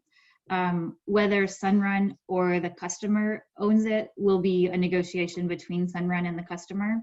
I believe Sunrun does provide financing options where they would own it and the customer would pay them a payment for the energy system. But that's something that would be worked out between Sunrun and the residential customer. The discharge plan is something that PCE and Sunrun will work together on each year to identify when do we see PCE's peak loads that would need reduction. And then I believe Sunrun would also work on that with the customer to make sure that they're meeting their customer commitments as well.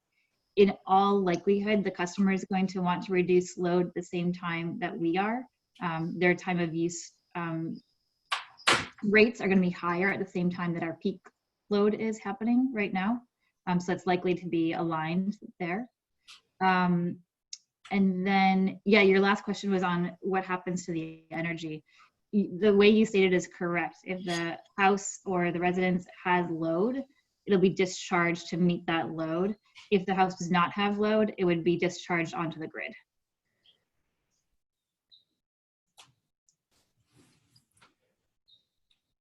Any other questions?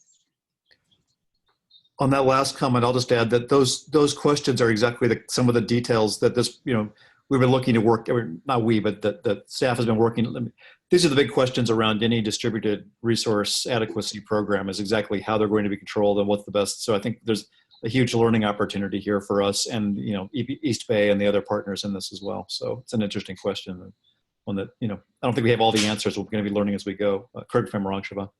No, that's correct. And I would point out also that as part of our contract, we'll get a lot of data from these systems. So we can also see how it's charging and discharging outside of the requirements of our dispatch plan. Yep, thank you. Okay, if there are no other comments, I could entertain a motion on the recommendation.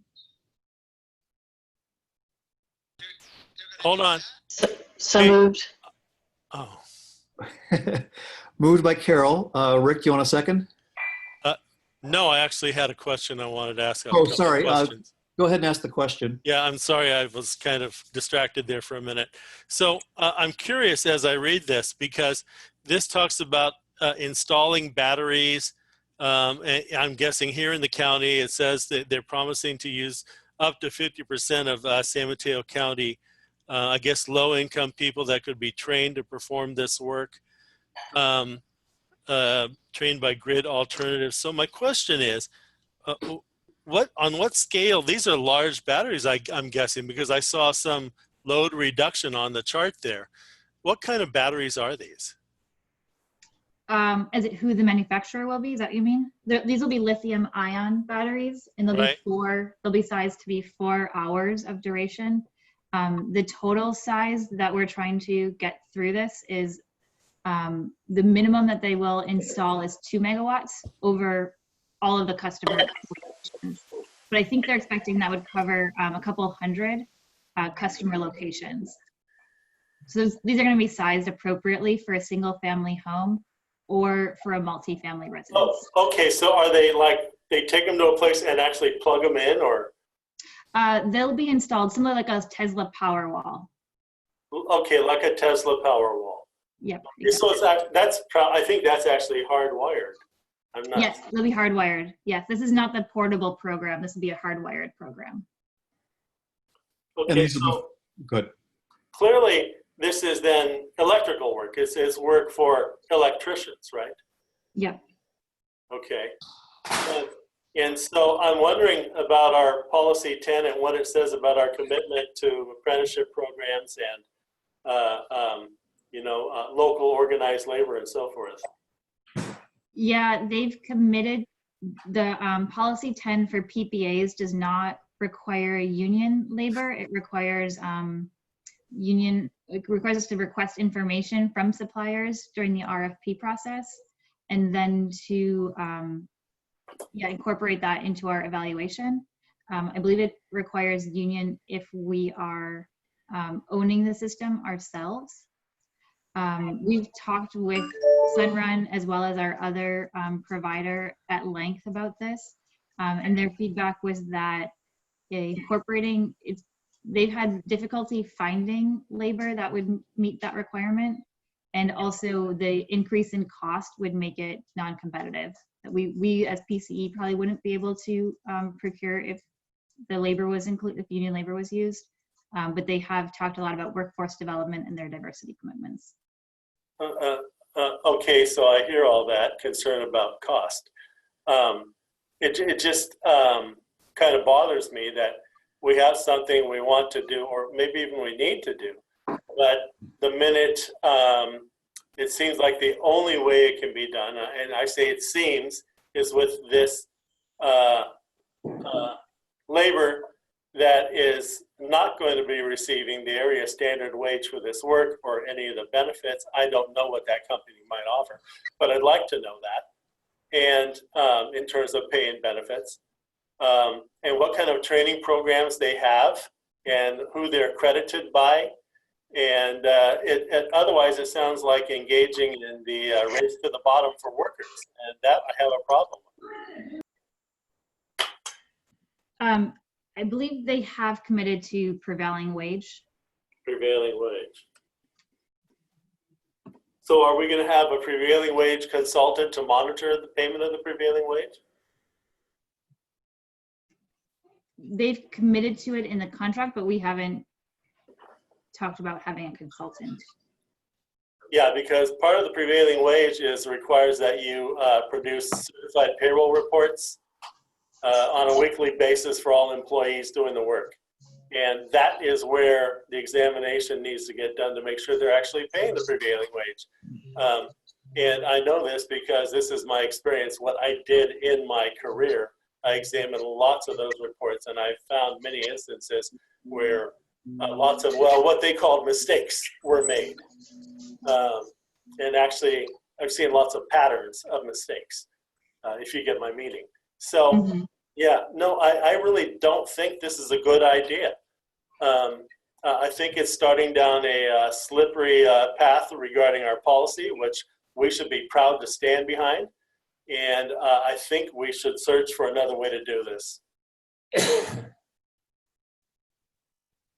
Thank you. Thank you. Siobhan, do you know, this is Jen, do you know if the work is done by Sunrun employees, if they have their own crews? I think they both use their own crews, and they also will contract with local. Yeah. So I know that Sunrun is not signatory to the IBEW. Good. Okay, we have a motion by Carol. Didn't have a second. Does anyone want to second Carol's motion? Second right now. Sorry, what?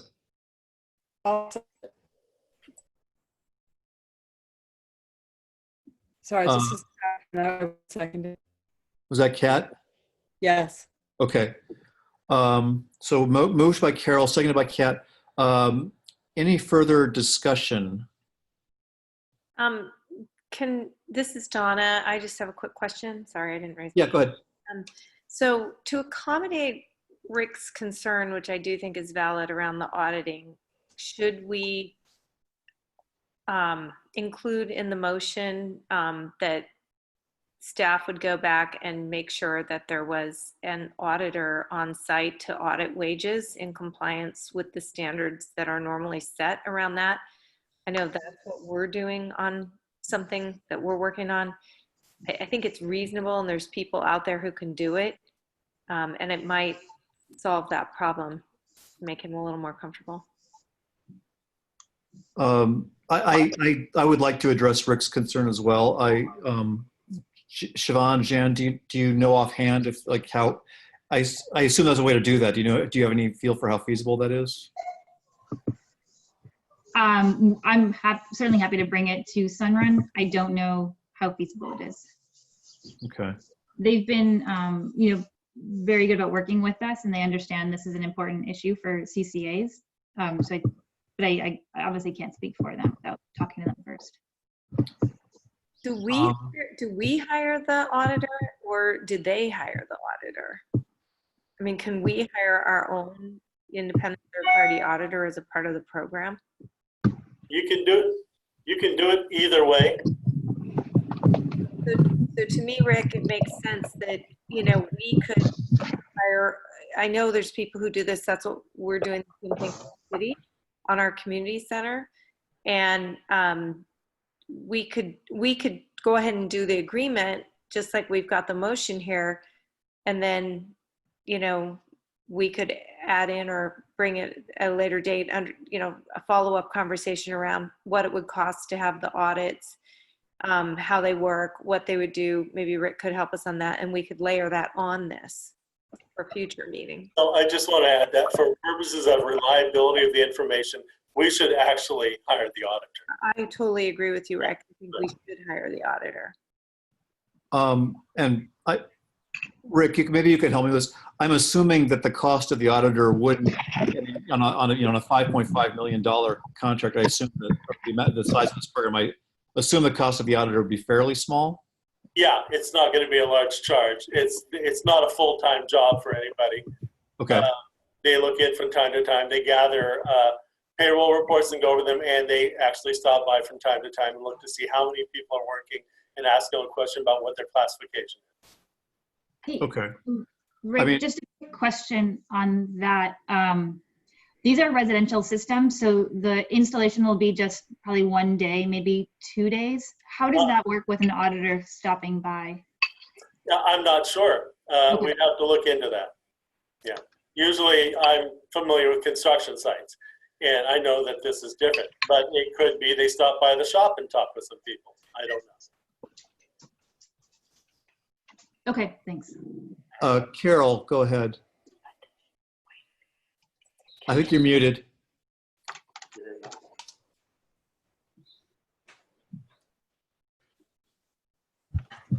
Yeah, thank you. I'm wondering if we could, I like the idea that with Sun, that our staff worked out with Sun, that they would hire, people that needed training and had potentials of new careers. And is there a way that, Rick, that we could work it out that they would also hire young apprentices from the and work them into the electricians union, or get their feet in the ground with working with members of the electricians union? If there was something we could do to tie that together, especially the young people in the community who are not established yet but need work. Well, of course, the union is always looking for young people to join the apprenticeship program. They actually do job fairs, high schools and community colleges. They participate in economic development measures. I do have one question though regarding what you said about that I guess Sunrun said it would be. This is a prevailing wage job. So if Sunrun said it would be considerably more expensive to do a union, that's interesting because the prevailing wages are the prevailing wages. Yes. Yeah. And I don't understand what the reasoning for that would be. So I already have some doubts really about this company. Okay. This is David. Can I jump in just for a quick second? Yeah, please. I think that this may actually already be covered by the agreement. So the agreement actually provides for a right to audit in paragraph 17, and specifically refers back to paragraph 14, which deals with the requirement to provide prevailing wages. So if folks want to look, sorry, I'm switching between my applications on the iPad, but it looks like it's on page, it was 50.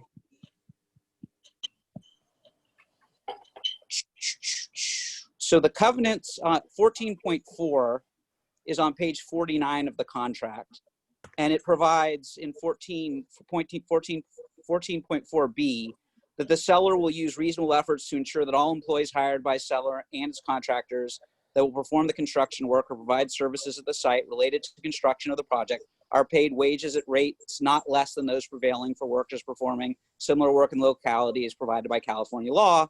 And then if you go to page 53 of the contract, in section 17.3, there's a general audit right, which says that buyer has the right during normal working hours and after a reasonable notice to examine seller's records to the extent reasonably necessary to verify seller's compliance with this agreement, including section 14.4. So, as I read this, it seems like the agreement already provides for what folks are talking about. Okay. Okay. Yeah, that sounds right to me. That's if we're not going to go by our policy, then at the very least we have to do this. So. And also in appendix XII, I guess that's 12, there's a whole section on workforce development and community investment obligations. It says for the multifamily projects, 90% of the workers will be paid not less than the prevailing rate of wages for the appropriate class, classification, type of worker, and locality as determined by the State Department of Industrial Relations. It also goes on about 50% of the work hours will be, that they'll make commercially reasonable effort to have San Mateo County residents performing 50% hire graduates of state certified apprenticeship training programs. So there's a lot in here already about that. But I to the extent that the board wants, further assurance, you could certainly append to the motion, a requirement that staff, work with general counsel to ensure that the provisions of the contract provide for an audit that will confirm compliance with the prevailing wage requirements of the contract. Yeah, I mean, I don't know that it's necessary, but I didn't actually review this contract originally. My colleague did, and I've only spent, the amount of time that this conversation has allowed, but it seems pretty clear to me that it's covered. Yeah, it gives us the ability to do that, and we can certainly do that. Okay. Perhaps I feel better about it now. Okay. And I just have to say, I think I want to take a look at our policy again around PPAs. So other than that, I'm okay. Thanks. Okay. Rick, would you like to want to amend the motion to include to include the provision that we will actually seek an audit or hire an auditor for this? Yes, I would.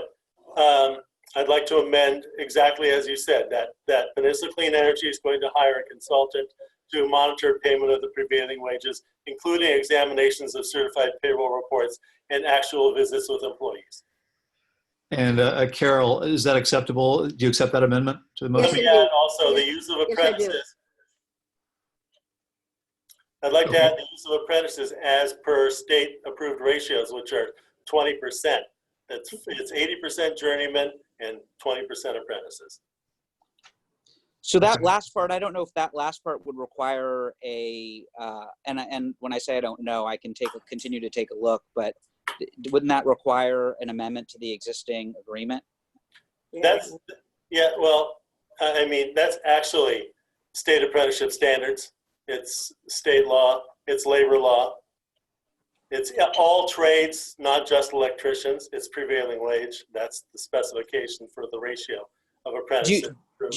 And I'm sorry, I don't mean to over involve myself, but I mean, would it be sufficient, Rick, if it's the motion simply require that the audit ensured compliance with all labor laws? Yes, that's good. Right. Yeah. Okay. So that's my amendment. Thank you. Okay. Kat's got her hand up. Go ahead, Kat. No, I'm good. Kat? I was just going to say generally what was just agreed. So we're good. Thank you. I just thought that it getting really prescriptive. Kat, you're breaking up. Insured is sufficient without getting into the minutia of how, which I think is what we just agreed. So we're fine. Yeah, I think we are too. Yeah. Okay, so I have a motion. I don't think I had a second. Does anyone want to second the amended motion? Kat Carlton. Kat was the second. Oh, did Kat second? Sorry, I lost track of that. Okay, any other questions or discussion before we vote? Have a good night. Bye-bye. Okay, I don't see any hands up. So Anne, roll call vote, please. All right, if you would please signify your approval or disapproval of the motion when I announce your jurisdiction. County of San Mateo. Yes, this is Carol. Carol Lablady, yes. Town of Atherton.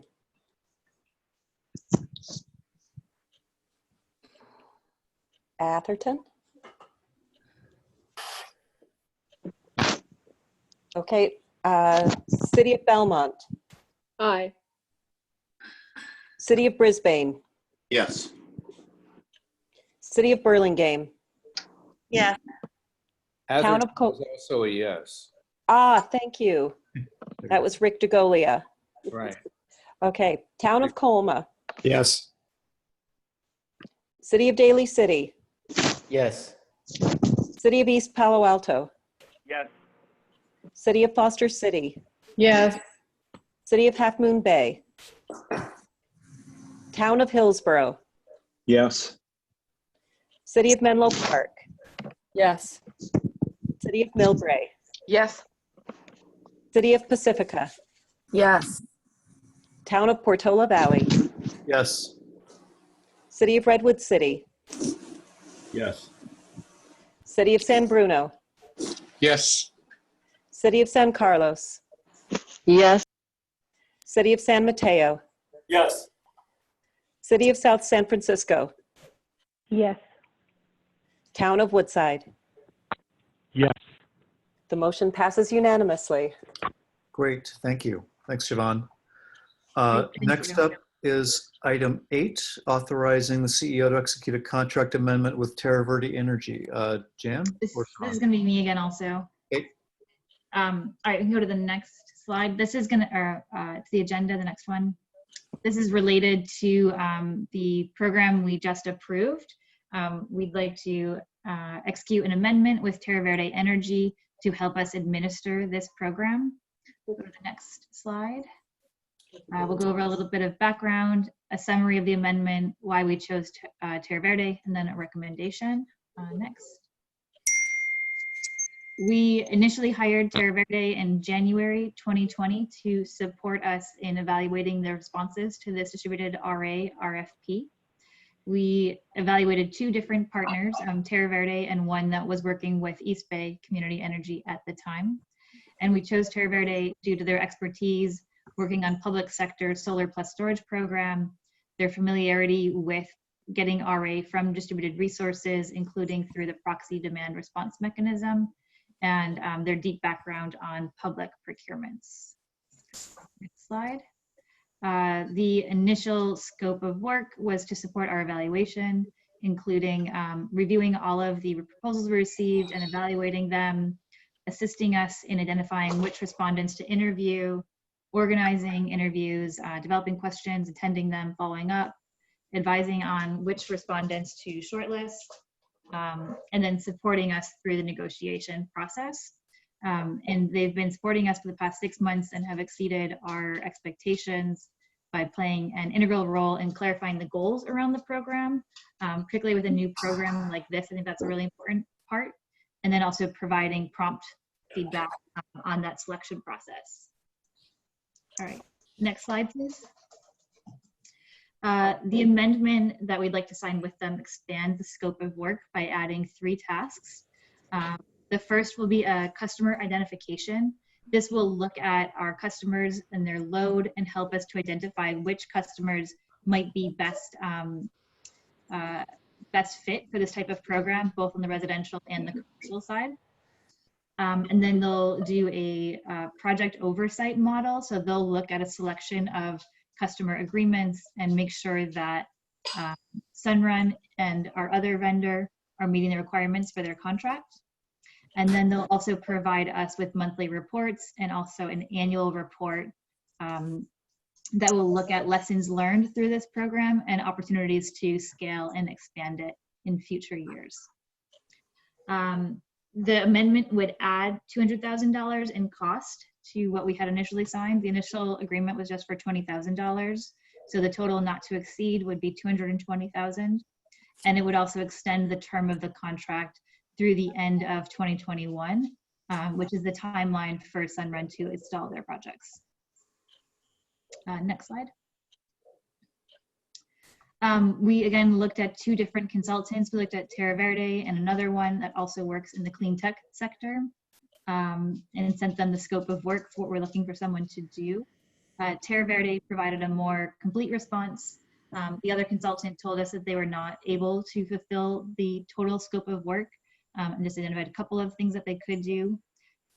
We've also had a really positive experience working with Terra Verde over the past 6 months and believe that they're best positioned to continue to support this program. Again, they've provided really great performance to date. They're really familiar with the program, and they have a history of successful public sector procurements, and they have the software capabilities to do that customer targeting and segmentation. All right, next slide. All right, so our recommendation, again, is to execute this amendment with Terra Verde to help us to implement this program. And bringing on Terra Verde to do this work will free up staff time to get more programs like this in place. I think doing the innovative work and figuring out how to design programs for PCE is something that's harder to outsource to a consultant, whereas making sure somebody complies with their contract is something that we can do. Any questions?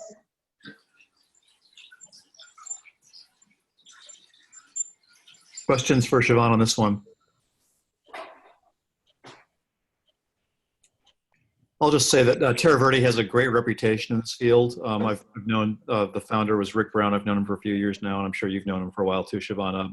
The company's, I mean, Rick is a sharp guy. I think he might have left the company, but they've been they have a reputation as being a really top-notch player in this field. So I'm comfortable going forward with them. Any other questions? Is there any public comment on this item?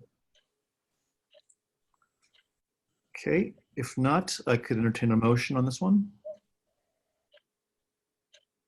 So moved by Bonilla. Second, Julia Mates. Okay, moved Bonilla, seconded Mates. Any further discussion? Okay, Anne, roll call vote, please. All right.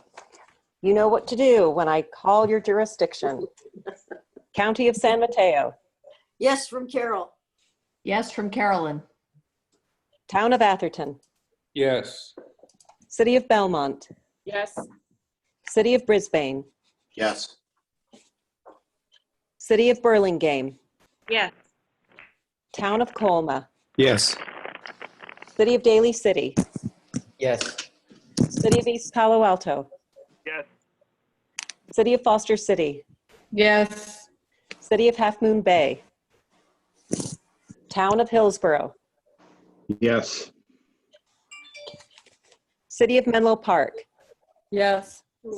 City of Millbrae. Yes. City of Pacifica. Yes. Town of Portola Valley. Yes. City of Redwood City. Yes. City of San Bruno. Yes. City of San Carlos. Yes. City of San Mateo. Yes. City of South San Francisco. Yes.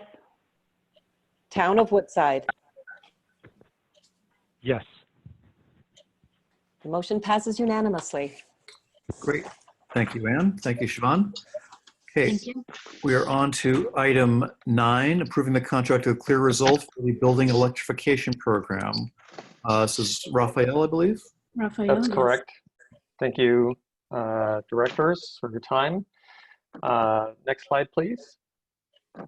As board members may recall, last month in May, the board approved a 4-year, $6.1 million existing building electrification program. The initial elements of that program include a heat pump water heater incentive program, a low-income home upgrade program, and an innovation pilot. I'm here to talk about the first of these. Next. Looks like we have some graphics problems here in the slide. My apologies, that's supposed to circle the first item. Next slide. So what you have before you is the contract for PCE to contract with Clear Result to administer the heat pump water heater program. This contract is for up to $3 million over 4 years. Next slide. As as we discussed in more detail in the prior meeting, we've identified water heaters as one of the primary initial targets for decarbonization of buildings. It's one of the two largest segments with approximately a quarter of the natural gas utilization in the territory, and the one that is the most market ready. And so this contract will enable us to provide incentives to begin moving electric heat pump water heaters into the market to replace natural gas water heaters. This is an early step in the existing building process. At this point, there is essentially no real market for installation of heat pump water heaters. So this will allow us to start to foster that early market, develop the workforce that has the training and expertise to be able to do these installations, and of course, at a time of recession, hopefully create and support good jobs. The core approach here is to integrate our incentive into the existing BayREN Home Plus program. Now, the BayREN Home Plus program is a long-standing program in the region that provides energy efficiency upgrades. They are now expanding to provide some incentive onto heat pump water heaters under the direction of the California Public Utilities Commission. And rather than create a separate program, which may be confusing to customers, this would offer an integrated location where both the BayREN incentives and the PCE incentives would be available through one transaction. We will be working with Clear Results to define in specific terms what the incentives will be, but we are envisioning $1,000 to $1,500. It depends a little bit on the technology. This would be on top of the $1,000 that BayREN is going to be offering, and if needed, also offer support for service panel upgrades, which we know are a major sticking point in terms of this kind of upgrade.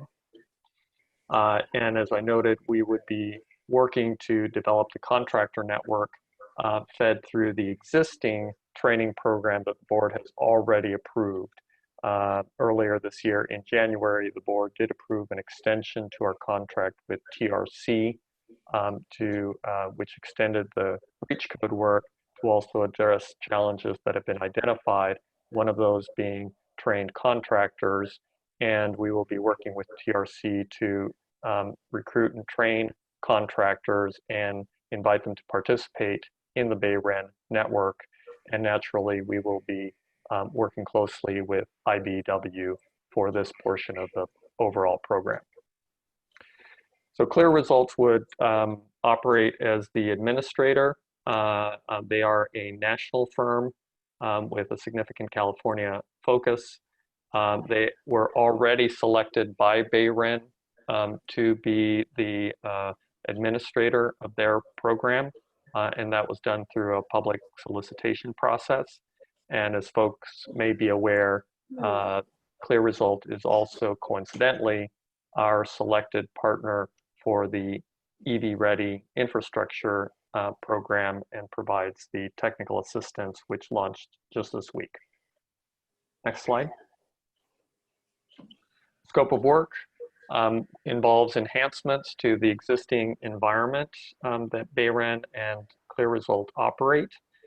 So more information on the customer and contractor portals, training for the home energy advisors that operate in the to support customer calls in the BayREN program, training for contractors, as I noted. Clear Result would also review and process applications and provide regular reporting to Peninsula Clean Energy. And again, here the budget up to $3 million over 4 years. This includes the incentive funds, which are going out to customers, and administrative costs to operate the program. These numbers are not final, so there are still details to be worked out, but they will be approximately in this neighborhood. And the request here, next slide, is to approve delegation to the CEO to finalize and execute the contract with Clear Results.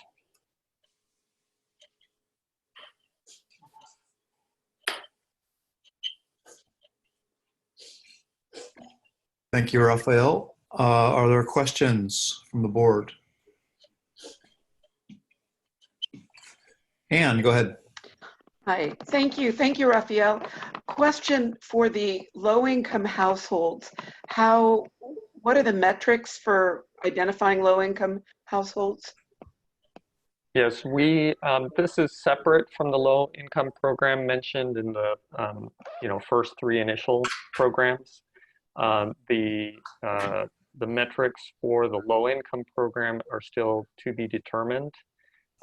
We are envisioning putting an RFP in the field to select a partner to help design and implement a turnkey program. We are, I would note, already working with El Concilio on a pilot project called the Healthy Homes program.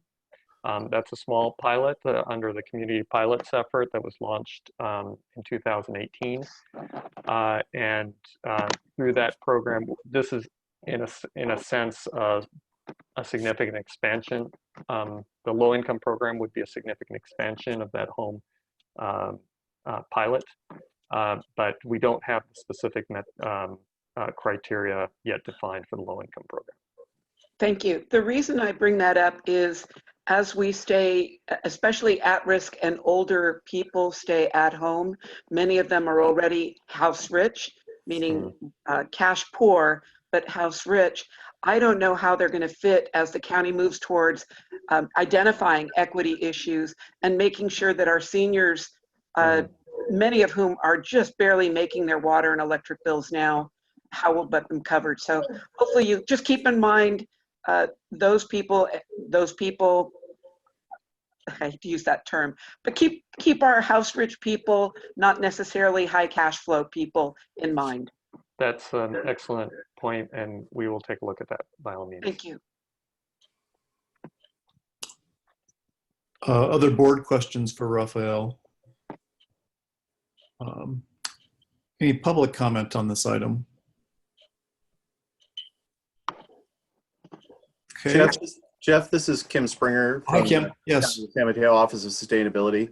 Yes. I think it's one of my favorite programs to move a workforce into place was the California Solar Initiative. Mm-hmm. And I think that fairly well proved that you can help develop a workforce that doesn't exist by providing incentives. These incentives are not just for the homeowner or property owner, but they're really to help contractors realize that there's a market for these kind of services out there and to pair up and do it. So I really strongly support this approach. Thanks, Kim. Actually, I'm curious, was there a comparable any sort of incentive program when mini splits first came out? I don't remember one, but I'm curious so I feel like that might have helped adoption of those, although they've kind of made it on their own. Do you know? I don't recall that there was, but maybe Raphael is aware of that. But I think that sort of a lot of the California Solar Initiative had sort of sunset at the point that those came out. Right. Yeah. Okay. Now, thank you for the comment. I agree. Other questions or comments from the board or the public? If there are none, I could entertain a motion on this item. Daniel Yost, so moved. Mute myself. Motion to approve? Daniel moved. Who's that? Who? Schneider's happy to second. Okay. Yeah. Moved by Yost, seconded by Schneider. Any further discussion or questions? Okay. Anne, roll call vote, please. All right. You know what to do when I announce your jurisdiction. County of San Mateo. Yes, from Carol. Yes, from Carolyn. Town of Atherton. Yes. City of Belmont. Yes. City of Brisbane. Yes. City of Burlingame, Yes. Town of Colma, Yes. City of Daly City, Yes. City of East Palo Alto, Yes. City of Foster City, Yes. City of Half Moon Bay, Town of Hillsborough, Yes. City of Menlo Park, Yes. City of Millbrae, Yes. City of Pacifica, Yes. Town of Portola Valley, Yes. City of Redwood City, Yes. City of San Bruno, Yes. City of San Carlos, Yes. City of San Mateo, Yes. City of South San Francisco, Yes. Town of Woodside. Yes. The motion passes unanimously. Great. Thank you all. Thank you, Raphael. Looking forward to this one.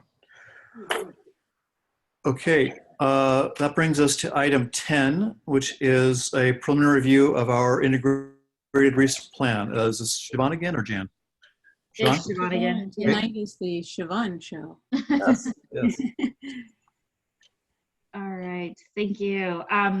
All right, we can go ahead forward. Doug and I have been working on the IRP together. We'll just go through a little bit of background, what's called the reference system portfolio, how we started approaching the IRP, some of the modeling requirements, and some of our initial results, and then next steps. Next slide, please. And apologies, I put in a lot of animation to try to keep people interested, even though we're getting late into the night. So for tonight, the purpose is just to provide you guys with a little bit of background. We're not asking you to make a decision today. We'll provide the preliminary results and hopefully set us up so that we can approve the IRP next month once it's completed. All right, next slide. The CPUC IRP was mandated by S350. 2018 was our initial reporting year, and we do this every other year. So this will be our second IRP, and it will be due September 1st, 2020. The primary purpose is to provide the CPUC with inputs from each load serving entity to forecast industry-wide procurement and help determine whether or not we're on track to meet our greenhouse gas goals and our reliability needs. All right, next slide. Click one more time, please. This is showing historical greenhouse gas reductions and our targets going forward. So our 2030 target is 40% below 1990 levels. Click again. Our 2050 target is 80% below 1990 levels. And if you click one more time, in order to get to SB 100, that's our 100% carbon-free electricity by 2045. All right, next slide, please. As we just talked about, the 2030 target is 40% below 1990 levels. If you click again, that will result in California's statewide emissions of 260 million metric tons of CO2 equivalent. As part of the CPUC IRP for the electricity sector, we're targeting 46 million metric tons, which is about 18% of the allowable emissions in 2030. Next, please. In order to meet SB 100, we'd have to target 38 million metric tons. And so that is also one of our scenarios for the IRP. Next. This is showing 2017 emissions in California. One more time, please. In 2017, about 15% of our emissions were from the electricity sector. For 2030, CARB has set out goals between 30 to 53 million metric tons, which is 11.5 to 20% of the total. And so the 38 and 46 are in between the two bookends of those targets. Next, please. The IRP is how do we get to those emissions targets for the electricity sector. So again, we're trying to make sure we're on track to meet our 2030 targets. And we'll look at two scenarios, the 46 to meet our 40% reduction and the 38 to meet the SB 100 targets. Next, please. As I mentioned, this is a biannual process. In odd numbers years, this odd numbered years, the CPUC conducts modeling to recommend what is the target for the electricity sector, identify an optimal portfolio, what's called the reference system portfolio. Next, please. And then in even numbered years, we submit our IRPs to the CPUC based on that. And then the CPUC will aggregate each of the individual IRPs, conduct some additional modeling to make sure we're still meeting our reliability needs. All right, next. So as I mentioned, the reference system portfolio is identifying the portfolio of resources that's needed by all CPUC regulated load serving entities across all of California to meet our greenhouse gas reduction goals at the least cost and while also ensuring reliability. Next. So this is the reference system portfolio for the 46 million metric ton scenario. So this is showing us what are the new resources that need to be built in each year to meet the 2030 target. So what we see is a lot of solar. That light yellow is utility scale solar. We're also seeing a lot of battery storage. That's the gray. And then the dark green is wind. As we get later into year 2026, the light blue is pumped storage, so long duration pumped hydro. And then it's a little bit hard to see, but in 2030, there is 30 megawatts of natural gas capacity that's not retained. And then you can see also, I made this a very large scale because when we get to the next scenario, we need a lot more capacity to meet the 38 million metric tons. So if we click to the next slide, so these are the requirements for the 38 million metric ton case. So you can see we need a lot more resources. We're going up to 10,000 megawatts of new resources in 2030. What we also see is a lot of solar. We're still getting a lot of storage, even more wind, more pumped hydro. And in 2030, we have a much bigger volume of natural gas not retained.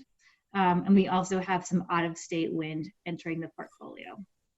So this is what the CPUC has determined is the ideal portfolio for all of California to meet those greenhouse gas targets at least cost.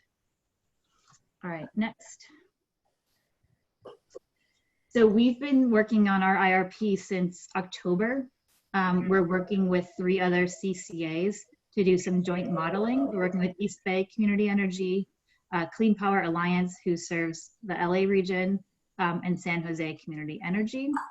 And the 4 of us have contracted with Siemens to provide modeling services for us. And we chose to work together so that we could model a much larger portion of the California market and see how our choices might affect each other. Next slide. As part of the IRP, the CPUC has set out some requirements around modeling. They've identified what is the load forecast that we need to use. And this is coming out of the Integrated Energy Policy Report. And then they've also required us to be consistent with that reference system portfolio. So we need to use the same assumptions in our modeling as what the CPUC used in their modeling. And this is what allows them to be able to integrate the portfolios when we get to the next step of the process. All right, next, please. All right. So for PCE, our load in 2030, as part of that Integrated Energy Policy Report, is 30,560 gigawatt hours. This is pretty similar to where we are today because it is assuming that there is more energy efficiency and more behind the meter resources. As a share of load in PG&E's territory, it's about 5%. And then our emissions benchmarks from the CPUC are for the 46 scenario is 0.729, and for the 38 is 0.602. And then just for reference, I put in here what the other CCAs look like as far as their load and their benchmarks. Then if we click one more time, I also put in the IOUs just to get a sense of where we all are. All right, next slide.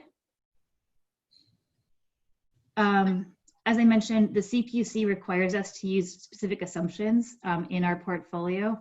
And those include the load assumptions, the cost assumptions, the shape of our load, energy production profiles, profiles for behind the meter PV, energy efficiency, EV, battery storage dispatch, and then also dispatch for biomass, geothermal, and hydro. So we have to use those assumptions in our modeling portfolio. Next, please. So we're working on 4 different scenarios. The one that I'll show you tonight is the 46 million metric ton preferred portfolio. So we start out with what are all the contracts that we currently have in place and will continue to have in place throughout this planning period. And then we fill any open position with contracts to meet our 100% renewable on an annual basis target at least cost. And so this will meet the CPUC identified greenhouse gas benchmark. It'll meet our 100% goal, but is not a time coincident analysis. Next slide, please. Or next, yeah. The CPUC is requiring us to submit portfolios that meet that 46 million metric ton benchmark precisely, or is within 1%. So this conforming portfolio will meet that benchmark, but it'll require us to remove renewable resources in order to do that. So it won't meet our 100% target, either on an annual basis or on a time coincident basis. Okay, next. In the 38 preferred portfolio, we're looking at how do we fill our open position to meet our time coincident analysis. And so this will meet our greenhouse gas benchmark as well as our 100% time coincident goal. And then next slide, next. And then we're also putting together a portfolio that will look at how do we meet the 38 within 1% by removing some of those renewable contracts from our current portfolio, from the 38 preferred portfolio. All right, next, please. And so this is the 46 million metric ton preferred. So this is meeting our 100% renewable on an annual basis, but not on a time coincident basis. And so you can see what we are adding here. The light yellow is a lot of utility scale new solar builds. In early years, there's something called non-solar peak and solar peak. Those are both short-term contracts, just 1 year. All of the other resources assume that we would build something new and contract for it through the rest of the planning period. You could also see a lot of our new capacity is in the early part so that we can meet that 2025 goal. There's a lot of storage in our portfolio as well, and then some wind getting added in 2023. We're not seeing long duration storage. Part of that is because according to the CPUC assumptions, that's not available to be chosen until 2026. And since our goal is in 2025, there isn't a lot of time for us to choose that. The portfolio also, just one.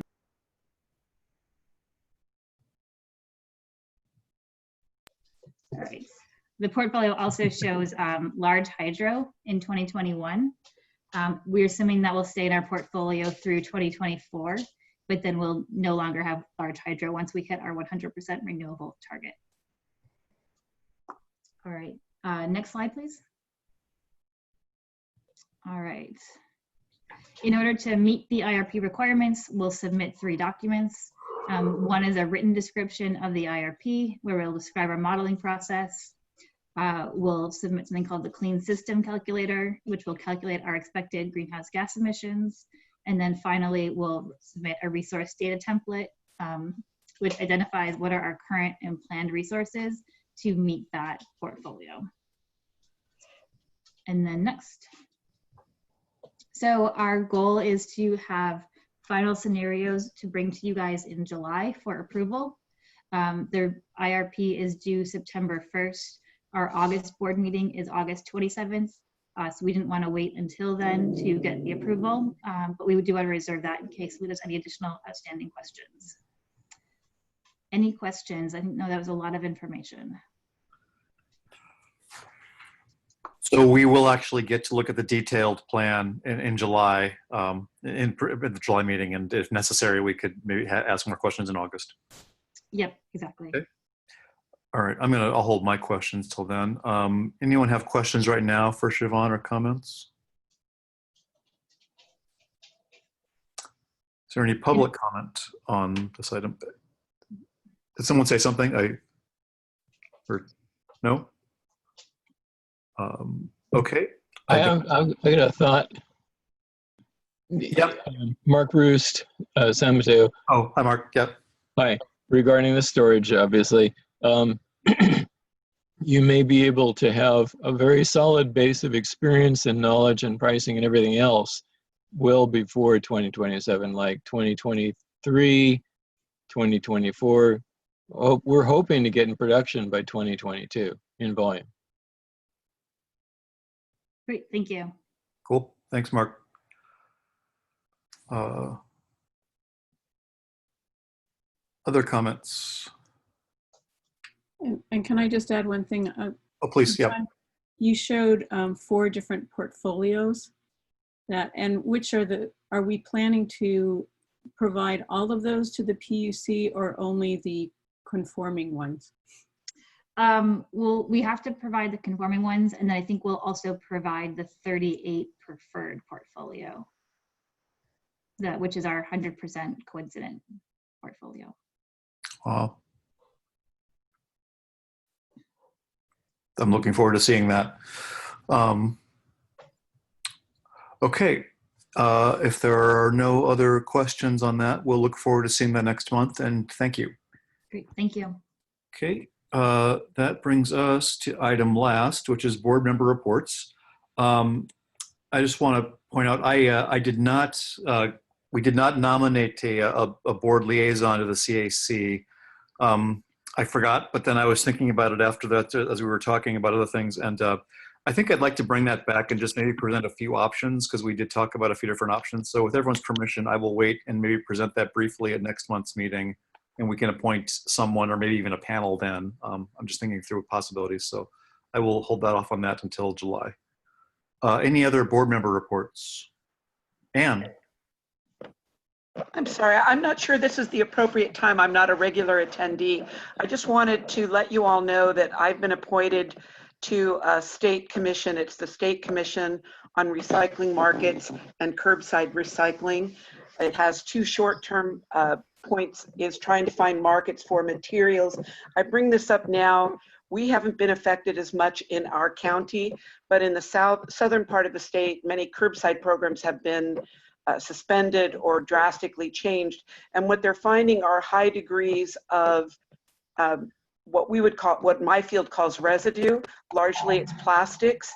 And this commission, we had our first call yesterday, our first meeting yesterday, and there is talk of waste to energy on that, given that that's something that I've always followed PCE to make sure that we do not do. It may be coming back in one way or the other.